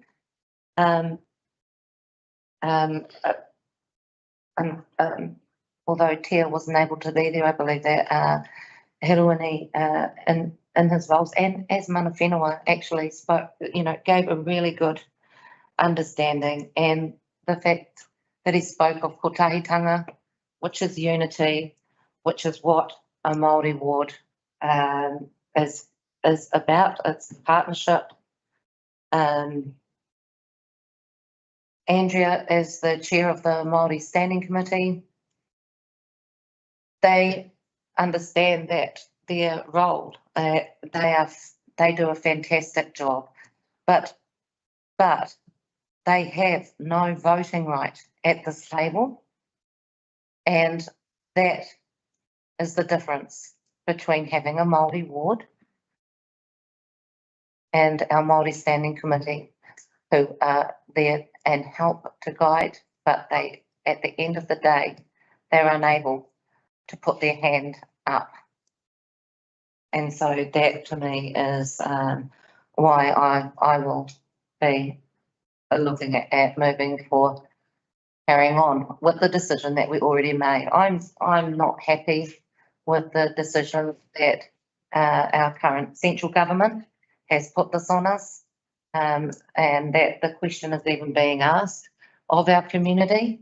I understand that some members of the community, don't believe that there was enough consultation for them, but there was a lot put out there. I think that what was missing was understanding that there were the times that were put out through the libraries and the weekend and the different places that were that our officers actually went to ensure that they were reaching out to the community and that they were wanting to hear on the feeling of this, which is why the vote, I believe, went the way it did in the first place. So I'm just looking at keeping it the same. I think the poll will actually bring out exactly where we sit for 2028 and 31. And I don't believe that we would be in a better financial position by changing how far we've gotten with the representation review and having to go back. That will literally, with the representation review, also have a very large cost, which I believe would be more than what the poll is. Kia ora. As the Māori Standing Committee representative sitting here, as mana whenua, I'd like to endorse my whānau and Andrea for everything that they've said, and totally know how I feel. Same way you do. I'm tired that we have to go through this again.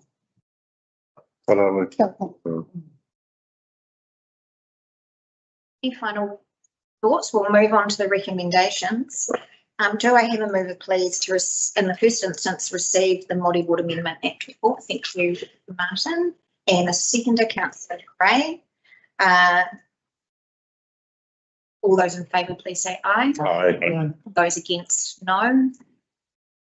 Motion is carried. And I'm now looking for a mover to recommend to Council that we resolve to retain the decision of 2020. Sorry, start it again. To resolve to retain the decision of 22 November 23 to establish a Māori ward for the 2025 election, and note, as per option A, the need to carry out a binding poll on Māori wards as part of the 2025 election process. Mayor Martin as our mover, a second to Councillor Gray. All those in favour, please say aye. Aye. All those against, no. The unanimous yes, so that motion is carried. Thank you.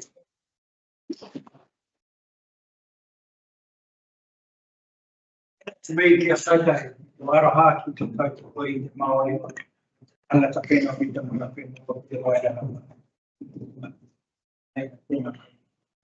Kia ora. Thank you to officers for their work, and thank you to our MCB and our mana whenua for support as well. I think you can see around the table, this has been a big decision. It weighs heavily on the us. Yeah, I think we've all said what we needed to this morning. Personally, I'm grateful for what's been done today. Thank you. Yes, so this is, as noted in the motion, this is a recommendation. We have one further step. We have an extraordinary meeting this afternoon at 3, an extraordinary meeting of the council, where this recommendation of the SWC committee will surely be ratified, and this will be the end of this for now. So that will be done again at 3 o'clock this afternoon. From one big issue to another, we're now moving on to item 9.2, the remission of rates policy consultation report. I invite Vicky, who never left, and Mr. Thomas. Please, we'll take the report as read. Please take us through it and highlight any key points for discussion.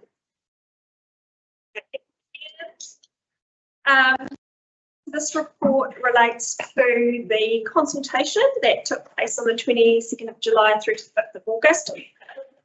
The consultation was related to the remission of uniformed annual general charge and uniform targeted rates on residential properties in certain circumstances that related to sewers. I just had a couple of points. Firstly, there was overall support for the 3 remissions, which are in the paper. And secondly, that there was commentary around rates in general as part of the consultation, as we have seen this morning. As you are aware, the rates arrived around the same time as the consultation, so there are some general themes, some general comments which can be taken through to the long-term plan process when we start to look at this. Did you have anything to add, Rob, before we go to general debate and discussion? Through Madam Chair, one of the comments was I was talking to Nikki about was around members of families who have elderly, and something that we may want to consider coming into LTP discussions going forward about elderly in our community and how we work with them and make sure that they're well looked after, especially when it comes to the flats. So just wanted to add that in as something that we're considering as well to be part of the discussion. Thank you. So we obviously have a substantial report this morning. In your agenda packs, you had all of the submissions through to you as well, and we've had a number of really good public participation presentations this morning as well. So there is much to think about. To get us started, I just wanted to, I guess, clarify one particular thing and maybe ask a couple of questions. So one of those, you've touched on it, Nikki, and like perhaps our CE to clarify is, given that we are now heading into an LTP creation, what mechanisms and processes are in place for us to review and consider the decisions of the EAP and the RACs? Thank you through the chair. There's every opportunity to revisit or reconsider the rating methodology as part of the long-term plan. It doesn't require a separate consultation. It can be done as part of the long-term plan consultation, so long as you are really clear, as we've heard from some of our public participants this morning, in terms of what you're wanting to achieve and the expected outcomes from that. So you can do them all in one consultation. Same with the remission policies. I think where we are today is to find a way through the current financial year. And I acknowledge one of the participants this morning asking for a first principles review, and I think that's what's needed for the LTP process. Thank you. Thank you for clarifying that, both for the table and for those who no doubt presented today and will be looking for the way forward. The other questions I've had with, we had some presentations this morning on specific amendments or additions to the remissions that we already have. Previously, when we've discussed remission tweaking, we've not been able to. So, for instance, the one that made quite clear sense to me was primary industries. Yeah. Are we able to make that? I think it currently is worded primary production. Currently, it's specific. I'm seeing the shaking of heads. Are we not able to add primary industry, primary production in place of, I think it's dairy and pastoral?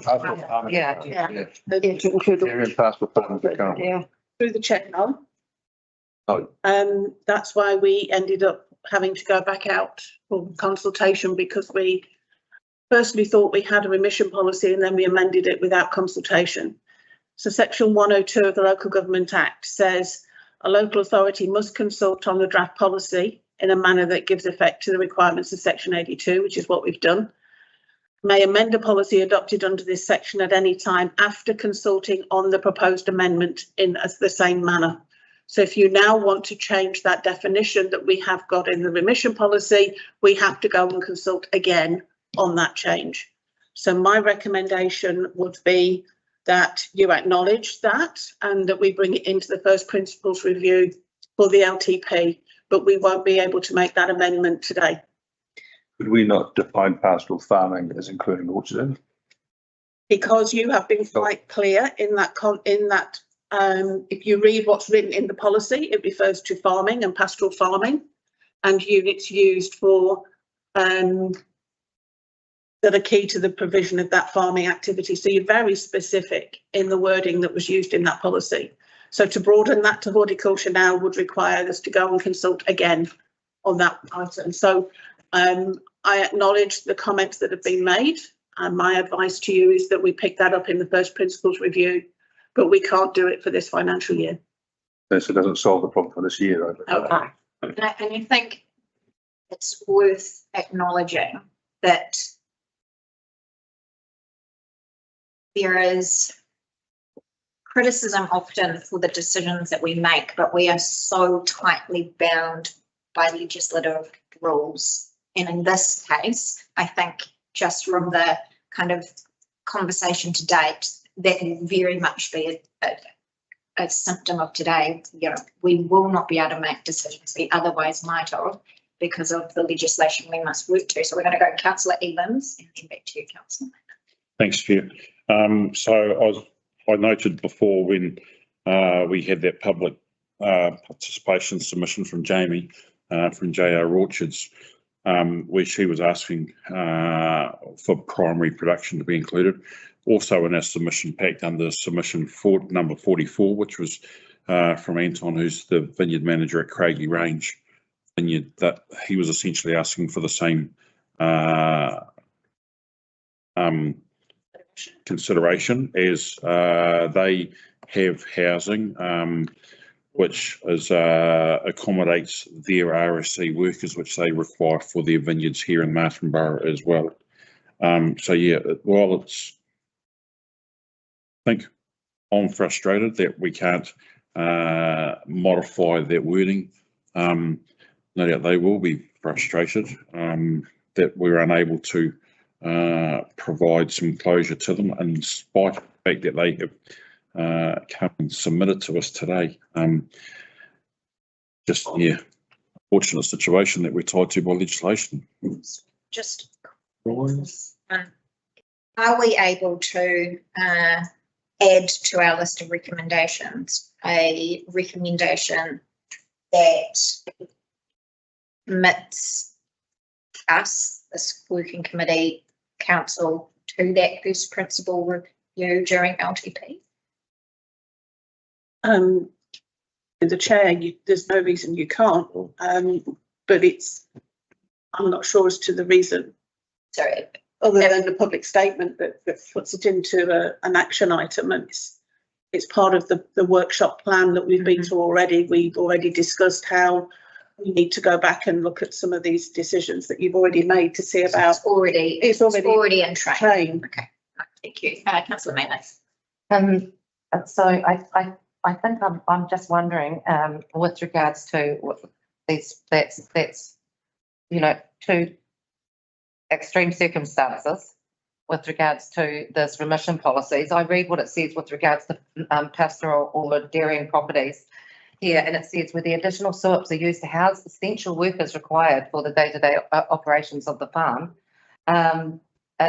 These units are viewed to be similar in nature to an owner with a secondary unit for, you know, to have someone. When you're talking about people who are coming over who literally have nowhere else to live, where they don't have that opportunity, you know, and it's from their wages that they're actually able to pay, where they wouldn't have that opportunity if they're then looking to go for rent. So it concerns me because that's actually, and I know central government will hate me for saying it, but it's a social responsibility that we actually have, I believe, for anyone that's within our area as well, to be looking after the worker as well as the employer. And that's my big concern with regards to renting. When we talk, she said so they have 130 workers and 25 full-time, but 130 seasonal workers that are coming through. who are needing, who are needing those properties, which central government had advised them was the best the option for them to do. They're following everything to the letter, and now to be told, thank you for doing everything that government has asked you to, and now they're being charged for that in this way. And I think it's in an extreme circumstance in this case. And I just wonder if there's anything in there in that way that we can then look at that for ones who are doing this with large numbers. That in other cases we know that there's not 130 rentals for 130 workers. Through the chair, I think this is an unintended consequence of the decisions that you've made previously. I acknowledge what you're saying, but you can't amend this without consultation. That's why we ended up going to consultation again. So you will have to consult again to bring horticulture into this policy for this year. So I acknowledge what you're saying, but I think it is something we would have to deal with for the LTP. I guess it's just it's a frustrating point to go out and answer consultation, and then when you hear of extreme circumstances that we can't then ensure that prior to going out we have any kind of recourse to be able to fix it at this time before it gets set in stone. Unfortunately, that's the Local Government Act, and that is exactly what the Local Government Act says. I guess it's just a frustration. I understand what you're saying, Jim. Thanks, Chair. I think two things. One is can we not defer that part of their rates until the following financial year when we've made a decision around going forward? The chair policies only apply from the 1st of July of the year in which they stand, unless there's no retrospective title. Second thing is, I think one of the things that's come through, especially in today's presentations, was the to an unintended consequence. I don't think we handled our communications around particular SERPs particularly well. It seems to be a lot of misunderstanding about them. The fact we have actually charged them in the past, we only added 2 other charges to it. It seems to have, a new phrase, a new acronym, a new thing. We're kind of locked onto. There was a lot of misunderstanding around that. I think going forward, especially with the LTP, that we need to make sure that we are a lot clearer in our communications about what these things are and what they mean. Sorry, I didn't mean to look at you, Alex, directly. But that I think we just need to be a little bit more aware of. It's all fine for us to sit down and talk about the SERPs, but my next door neighbour's got no idea what it means. That's my point. That's fair. Unintended consequences have cropped up all the way through this whole conversation as we've worked through our rating review process, and I'm quite critical of the fact that during their rating review process that we didn't drill down on some of the detail on what these consequences could possibly look like.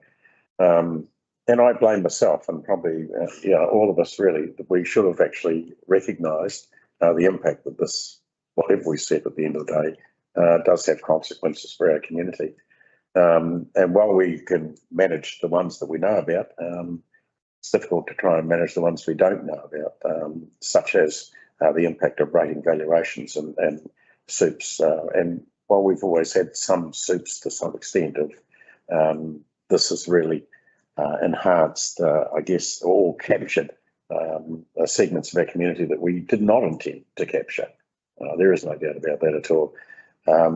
And a good example this morning is that why weren't we alerted?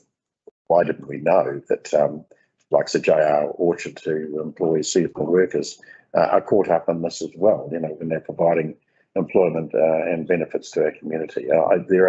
There are things that I don't completely understand, I have to say, and I'm really quite frustrated about it.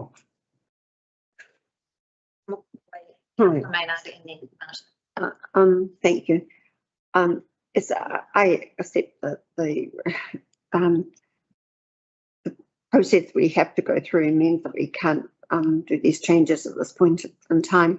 But I would like to think that perhaps we could note the priority for the first principle review to make sure, that this is noted, that we obviously think this primary produce one is very important.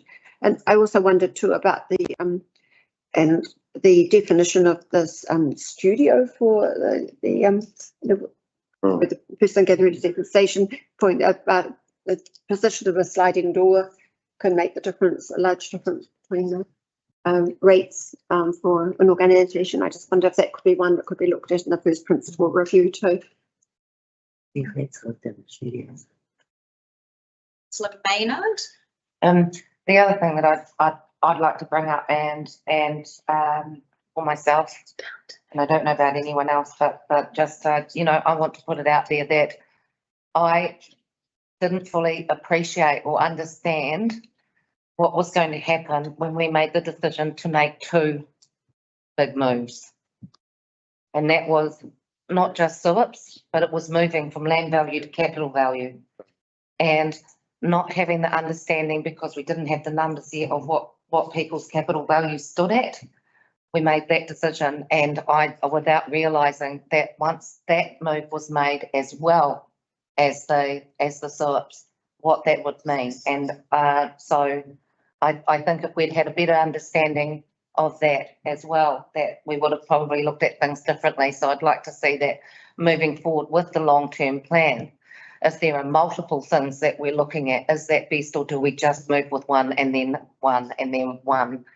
Because it's, it's ended up that it's getting to a point where our ratepayers can't be ratepayers anymore because they can't afford it. So we need to always bear in mind what, I don't feel like I had a good enough understanding and oversight, and I apologise to everybody at this table for that, because so being able to actually have I guess not realising the consequences, but moving forward, being able to understand that where I mistook things and that I need to do better moving forward. So that's how Thank you, Councillor Maynard. Go. Yes. Through the chair, I think the thing to remember with rates and remissions is all the methodology that you use to allocate rates is that when you pull one lever, it automatically impacts others. So you can make multiple changes so long as when you've looked at each individual change, you look at the whole. And what you do with one, when you pull one lever, could have an unintended consequence somewhere else further down the line. So it's important that you do look at the whole. The amount of money that council needs to operate and to provide services doesn't change. All that happens is that you move it to a different part of that whole. So whilst you may decide as part of the LTP to change your methodology or to have a different, I'm going to use a word that's been used several times at these meetings, different differential for a certain group of users, all that does is move it somewhere else. Someone else, yeah. So it is like playing a game of chess, and you are moving the pieces across the board to find the best fit for how you want to apply your charges to your community. So just bear that in mind. It isn't, you can do that a stage at a time, but it means you would take it over successive years. But you do need to see this is what happens if we pull this lever, and then if we pull this one, it happens. But then what does the cumulative effect of that look like? Thank you, Janice. Yes, thank you, Chair. I am going to use my full 5 minutes, if I may. Since the most recent rate increase, I have not counted altogether the number of people who have come to me to complain, but there is quite a large number of them. And usually what I have done, I've said, well, look, there's really no way I can help you unless you both bring me what your previous rates bill was and your new one, so I can see some of the things that you're talking about. And it's quite true, some of them have had large rate increases. Every single one of those people who have come to me have had properties worth several $1 million. However, in the past, they were only rated on the value of their land. which was often not worth anything. So I can think of somebody with 6 hectares of rather poor shingly soil, but there are 2 very, very expensive buildings on that house. Just slightly further away, the farmers whose properties are worth pretty much what that person's land plus building. In the past, charged rates farmer at many, many times more than we charge rates to the lifestyle block owner. Was that fair? I don't think so. I think we've got 2 people who both got multi-million-dollar properties. One is in their land, the other is in their buildings. I think it's very hard to justify why we would have given one a huge, if you like, lower rates than the other. Which brings me exactly to Janice's point, which is that because of the system we use, if we are going to either reduce somebody's rates or give them a bigger remission, we should also start thinking about, so who is it we actually want to charge more to? Is it the person with a low value building somewhere in town, possibly? That's the question we have to ask, which brings us back, I think, also to what Louise Lister said, which is, what are the principles upon which you are making some of these decisions? And for example, if we take RSE workers, I just did a little Google search a moment ago. RSE workers nearly always pay rent. The rent that the average RSE worker is paying, this is if they stay for a 40-week spell, is about $6,500. If you've got them in a hostel where you might have 5 workers, you've just raised $30,000 in rent. Is it really that much to say that this is a kind of a tough thing that they pay for some of the services that we have to provide? I don't think so. And so what we're talking about here, in my view, is not so much unintended consequences, but actually seeing the consequences that we actually intended, which is that if you've got 2 buildings on a property, that both have to pay for some of the services that they're getting. Now, one of the other things that has happened, and I've seen this with people whose rate increases are, if we like, higher than, I mean, we're talking about people whose rates increases have gone up $3,000 or $4,000 here, above what they'd expected. It turns out that they should have been paying more rates last year and the year before and the year before because they had multiple water connections, but we had not picked it up. So what's now happened, because the sewer was easier to identify, we're now charging them for 2 water connections. So they've had, in a sense, a double whammy because they've now been asked to pay for the second water connection, which we had missed previously, as well as the other increases on top of it. So that accounts for a small percentage of people as well. People argue, but I don't use my other bill, therefore I shouldn't have to pay rates. I say to them, my neighbour didn't use their house for over a year when they were bought overseas during COVID. Do you think they shouldn't have to pay rates? Again, you know, what are the principles upon which we are basing some of our decisions? And I think we were quite clear that our intention here was that if you do have 2 buildings on a land where they can both be sort of operated in a, like, live in the boat, you have 2 people in the boat, then we are expecting a contribution from both of the services we provide. Now, there have been some strange anomalies. Part of it's to do with QV's work. I'm aware of a property not so far away from me that's actually advertising its, what would you say, its granny flat as a huge asset because of the rent it accrues. But actually, what they're advertising as part of their for sale notice, it's actually not captured on QV. And I think there are probably quite a few QV errors that we need to work through in the course of a year. And that is also part of the Is This Fair, which indeed one of our submissions raised. You know, they go to their neighbours. I have to say I was surprised by the discussion about, you know, somebody's got a sliding door, therefore that is assured. Somebody else has got open plan. That does not make sense to say.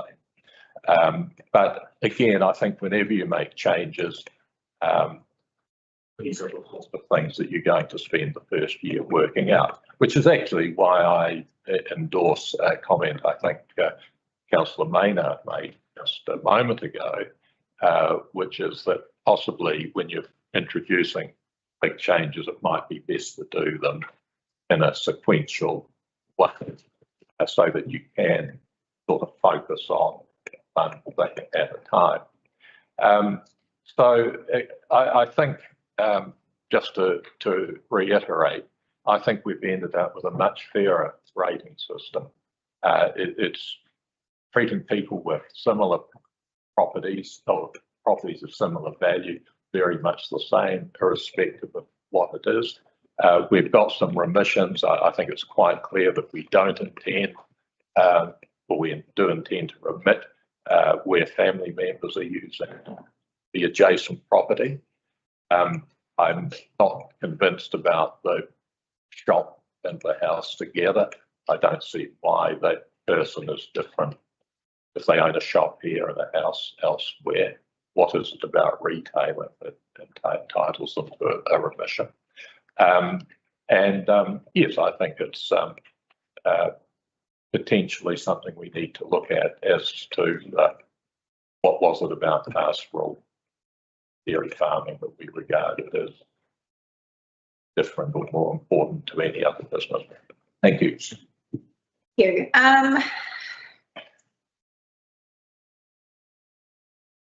The way forward. So there's a technicality that says we can only meet for 2 hours without a break, and we are at that limit. We are able to take lunch and resume this discussion afterwards. Is it within our power to say we will take a few extra minutes to close this out without taking that break? I think we can resolve to meet until the end of the item. Yeah, we can call a resolution. I think Yeah.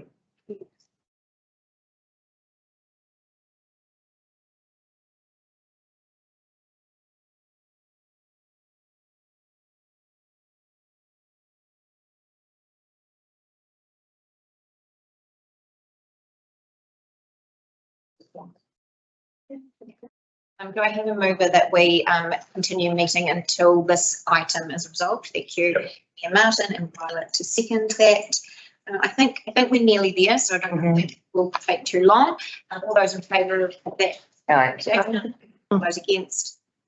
Thank you. So we will continue. Have we got any final comments before we start moving through the recommendations, please? Violet. I've noticed that on a few of the submissions, some of these people, you know, they've asked for the remission because they supply their own water and their own sewage outlet. They don't use the council one, and yet they're being charged that high rate. So that's an issue for me too. It's like, are we charging them for utilities they're not using and they're being sustainable?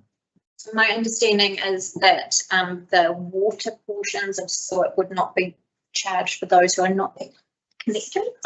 Through the chair, I think the situations you're referring to are the properties that are on trickle feed. They are connected to service, but they are at a restricted flow rate for water. So we have already communicated with the relevant properties and made amendments to their accounts where they have a second suit. And there's only 4 that applies to, and they have all been communicated with separately. Thank you. Point of order. I feel the member's comment was about properties with rainwater supply. And they're not charged. They're not, are they? No, they're not charged water or wastewater if they're not connected or capable of connection.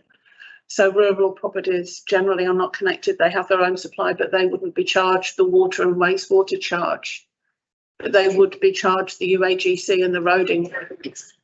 Potentially, they may not have been charged previously. Road nor lighting on that road. They still have a loan. It's important to just remember that rates are a tax. They are not a payment for services as such. People are making a contribution to the provision of service for the community as a whole. So it's not a direct, you pay, some are targeted to certain groups of individuals, but you can't target an individual person. So for those that are connected to water, they have a targeted rate for water, same for wastewater. The refuse collection is the same. But for other general services, then it isn't a payment for, it's a contribution to. Right, I am going to take each recommendation one by one. So I'm looking for a mover to receive the remission of rates policy consultation report. Thank you, Councillor Gray, and a seconder. Thank you, Councillor Hawley. All those in favour of receiving the remission of rates policy consultation report, please say aye. Aye. Those against, no. The motion is carried. The next one is to agree the policy definitions and criteria as outlined in the report for each remission policy. Do I have a mover, please? Councillor Gray and a seconder, Councillor Hawley. Before we go to a vote on that one, is there any discussion? I'll go to a mover and seconder first, and if not, we'll carry on to the table. So we'll go Mayor Martin, Councillor Maynard, and then Councillor Olds. Well, I feel that the question about the property or the building with the sliding door versus the one that doesn't suggest that our definition isn't quite 100%. Sorry.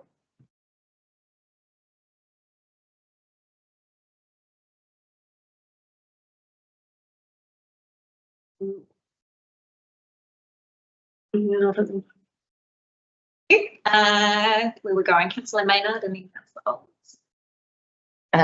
So I think I'd still like to make sure and ensure that we look at the wording for because as part of the definitions and criteria, I think that there's been, I would like them to look at the definition for number 3 for the long-term plan, and actually to do some work around there to see what it would look like if it changed to primary project production on there. So I'd like to see something with that work done in there to be able to actually look at it for the long-term plan, because I know I can't change it now. So I'd like to see that happens. Councillor Maynard, given that the work on sort of reviewing is in train, how would you feel about a recommendation or a recommendation that asked our councillors to look at the integrity of the data that they're using? So to make sure that which would pick up on items such as a studio versus a granny flat, etc.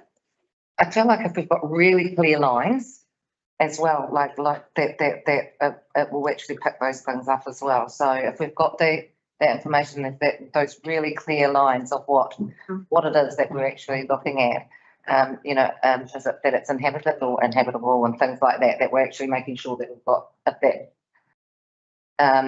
A dependent or another family member is not a dependent, so it's looking at our data integrity. So we're looking at something like instruct the CE to instigate a data integrity check on the relevant property data that is used to define the application of SUIT. So that encompasses all of our issues. That would be great, but with regards to the one that actually says that we're targeting pastoral and dairying properties, I'd really like to look at what that would look like with primary production, because I understand that would actually change things quite significantly because of some of our primary industries within here that aren't just dairy. So the chair, we've already established we can't do that for this year, so we would do that anyway as part of the LTP process. Yeah, so You've already established that that process is in train. And train the new system. no, adding that we are already aware that we need to do that for the LTP. So we have workshops planned.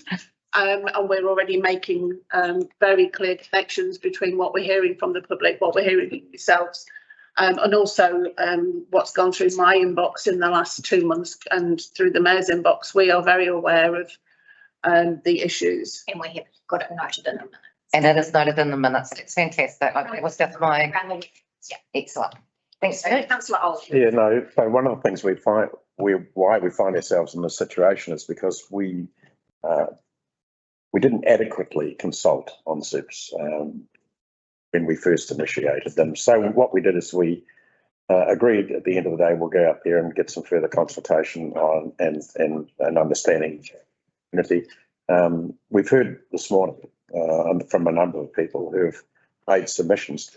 We haven't set up a formal hearing process, and we're finding when we're working our way through this paper now, there are a number of things that have triggered our thinking, our thought pattern slightly differently than what the paper presents. And I'm really struggling, to be quite honest, to be able to sit here honestly and say, have we clearly defined definitions of the policy, etc. And I don't know from some of the comments that have been made this morning, and it's a pity we didn't go through a submissions and hearing process, because this would have sorted the wheat out from the chaff, and we would have had a paper presented to us that accurately captured people's. To be clear, It's not being critical, I'm just saying that. I think it's worth noting that the consultation we've just completed was specifically on the remissions policy, not on SUPs. Correct. So, specific to the remission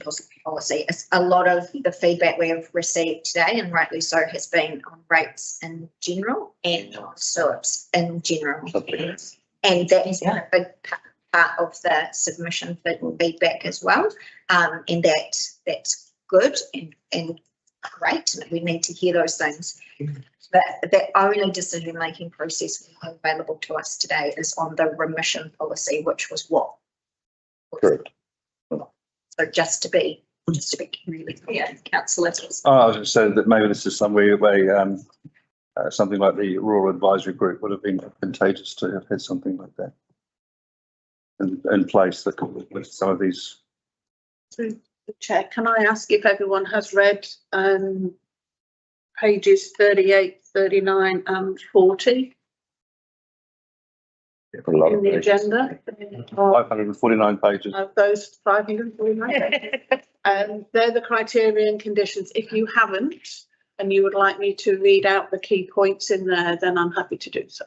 I think cover it off anyhow, Janice, if you wouldn't mind. Okay. Yeah. So under policy 1, which was the remission of UAGC and uniform targeted rates on residential properties in certain circumstances, this policy will apply to properties where there is more than one separately used or inhabitable part of the rating unit, and one or more of the additional SUPs on the property are used by the ratepayer's dependent family or extended family members.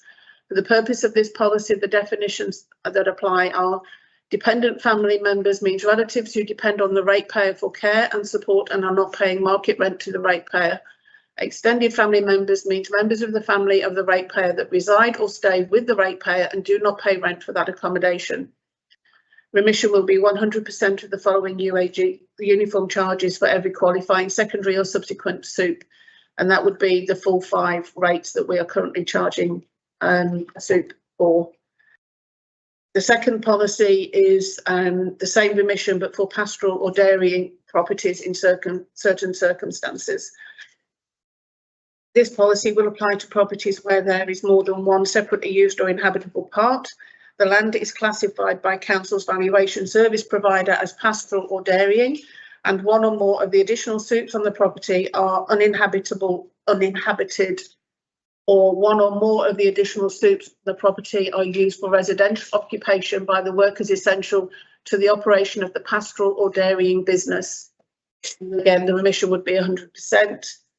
And then on number 3, the purpose of this policy, the following definition of retail applies: a business that sells products or services to individual consumers for personal use. This policy will apply or to properties where there is more than one separately used or inhabitable part. The land use is classified by Council's valuation service provider as commercial retail, and one or more of the additional suites on the property are used by the ratepayer operating the retail business for their own residential occupation, and access to the accommodation is by the same entry point as the retail unit. For clarity, the accommodation does not have separate access and can only be accessed through the retail space other than a fire escape point. And again, 100% would apply. Thank you, Janice, for refreshing everyone's memory. In the interest of keeping us moving, I offer this. It is probably without doubt that there are tweaks we would like to make to the policy definitions and criteria based on what we've heard. That does not change the fact that the policy criteria and definitions are very clear in the way that they are currently written. We have committed to a review during the LTP process, and frustratingly, we are not able to make amendments to the definitions that we currently have. I'm going to put this to the vote. So I'm looking for, we've got a mover and seconder, Councillor Brown, Councillor Macaulay. I'm looking now for all those in favour to agree to the policy, definitions and criteria as outlined in the report for each revision policy. First paper, please say aye. Aye. All those against, no. Thank you, the motion is passed. That brings us onto the individual remissions. And I'm looking for a mover, please, to adopt the remission of uniform annual general charge of uniform targeted rates for residential properties in certain circumstances policy. That's a mouthful. Councillor Elands is moving. Violet is our seconder. Going to try my luck and go. All those in favour, please say aye. Aye. Aye. All those against, no. Motion is carried. I'm looking for a mover, please, to adopt the remission of uniform annual general charge and uniform targeted rates on pastoral and dairying properties in certain circumstances. Councillor Elands and Councillor Olds to second. All those in favour, please say aye. Aye. Aye. All those against, no. Motion is carried. The remission 3, adopt the remission of annual general charge and uniform targeted rates on retail properties in certain circumstances policy. I'm looking for a mover, Councillor Gray and Violet to second. All those in favour, please say aye. Aye. Aye. All those against, no. Aye. Vote is noted. The motion is carried. That brings up, sorry. Sorry, I just want to check, do we need to have it in there as a recommendation with regards to the fact that it will be looked at in the LTP, or no, because it's noted? No. And it's in the minute. The only thing, as mentioned before, I'm happy to move a amendment that instructs the CE to instigate a data integrity check on the relevant urban property data that is used to define the application of SUP. I think we'll get precedent that. Councillor Maynard. I think, in my mind, that gives us some certainty and clarity over the data that is being used, and I think it gives that to our communities as well. And that in itself is important, and probably more important than certainty. Councillor Maynard, any words on that? Yeah, I just feel that by having it in there, after discussing it, it just means that we've got that embedded there for any future reference, especially when we're this close to actually moving into looking at the LTP. Having that as a guideline, it shows that we are listening and we are looking to ensure that the information that we have is right up there. So we need to. We're lunching. Thank you. We're looking for a vote. So I'm looking, I've moved it, Councillor Maynard had seconded it. I'm looking for those in favour of instructing the CEO to instigate a data integrity check on the relevant urban property data that is used to define the application of SUPs. All those in favour, please say aye. Aye. Aye. Those against, no. Motion is carried. We will adjourn. Thank you. Hold on. I will.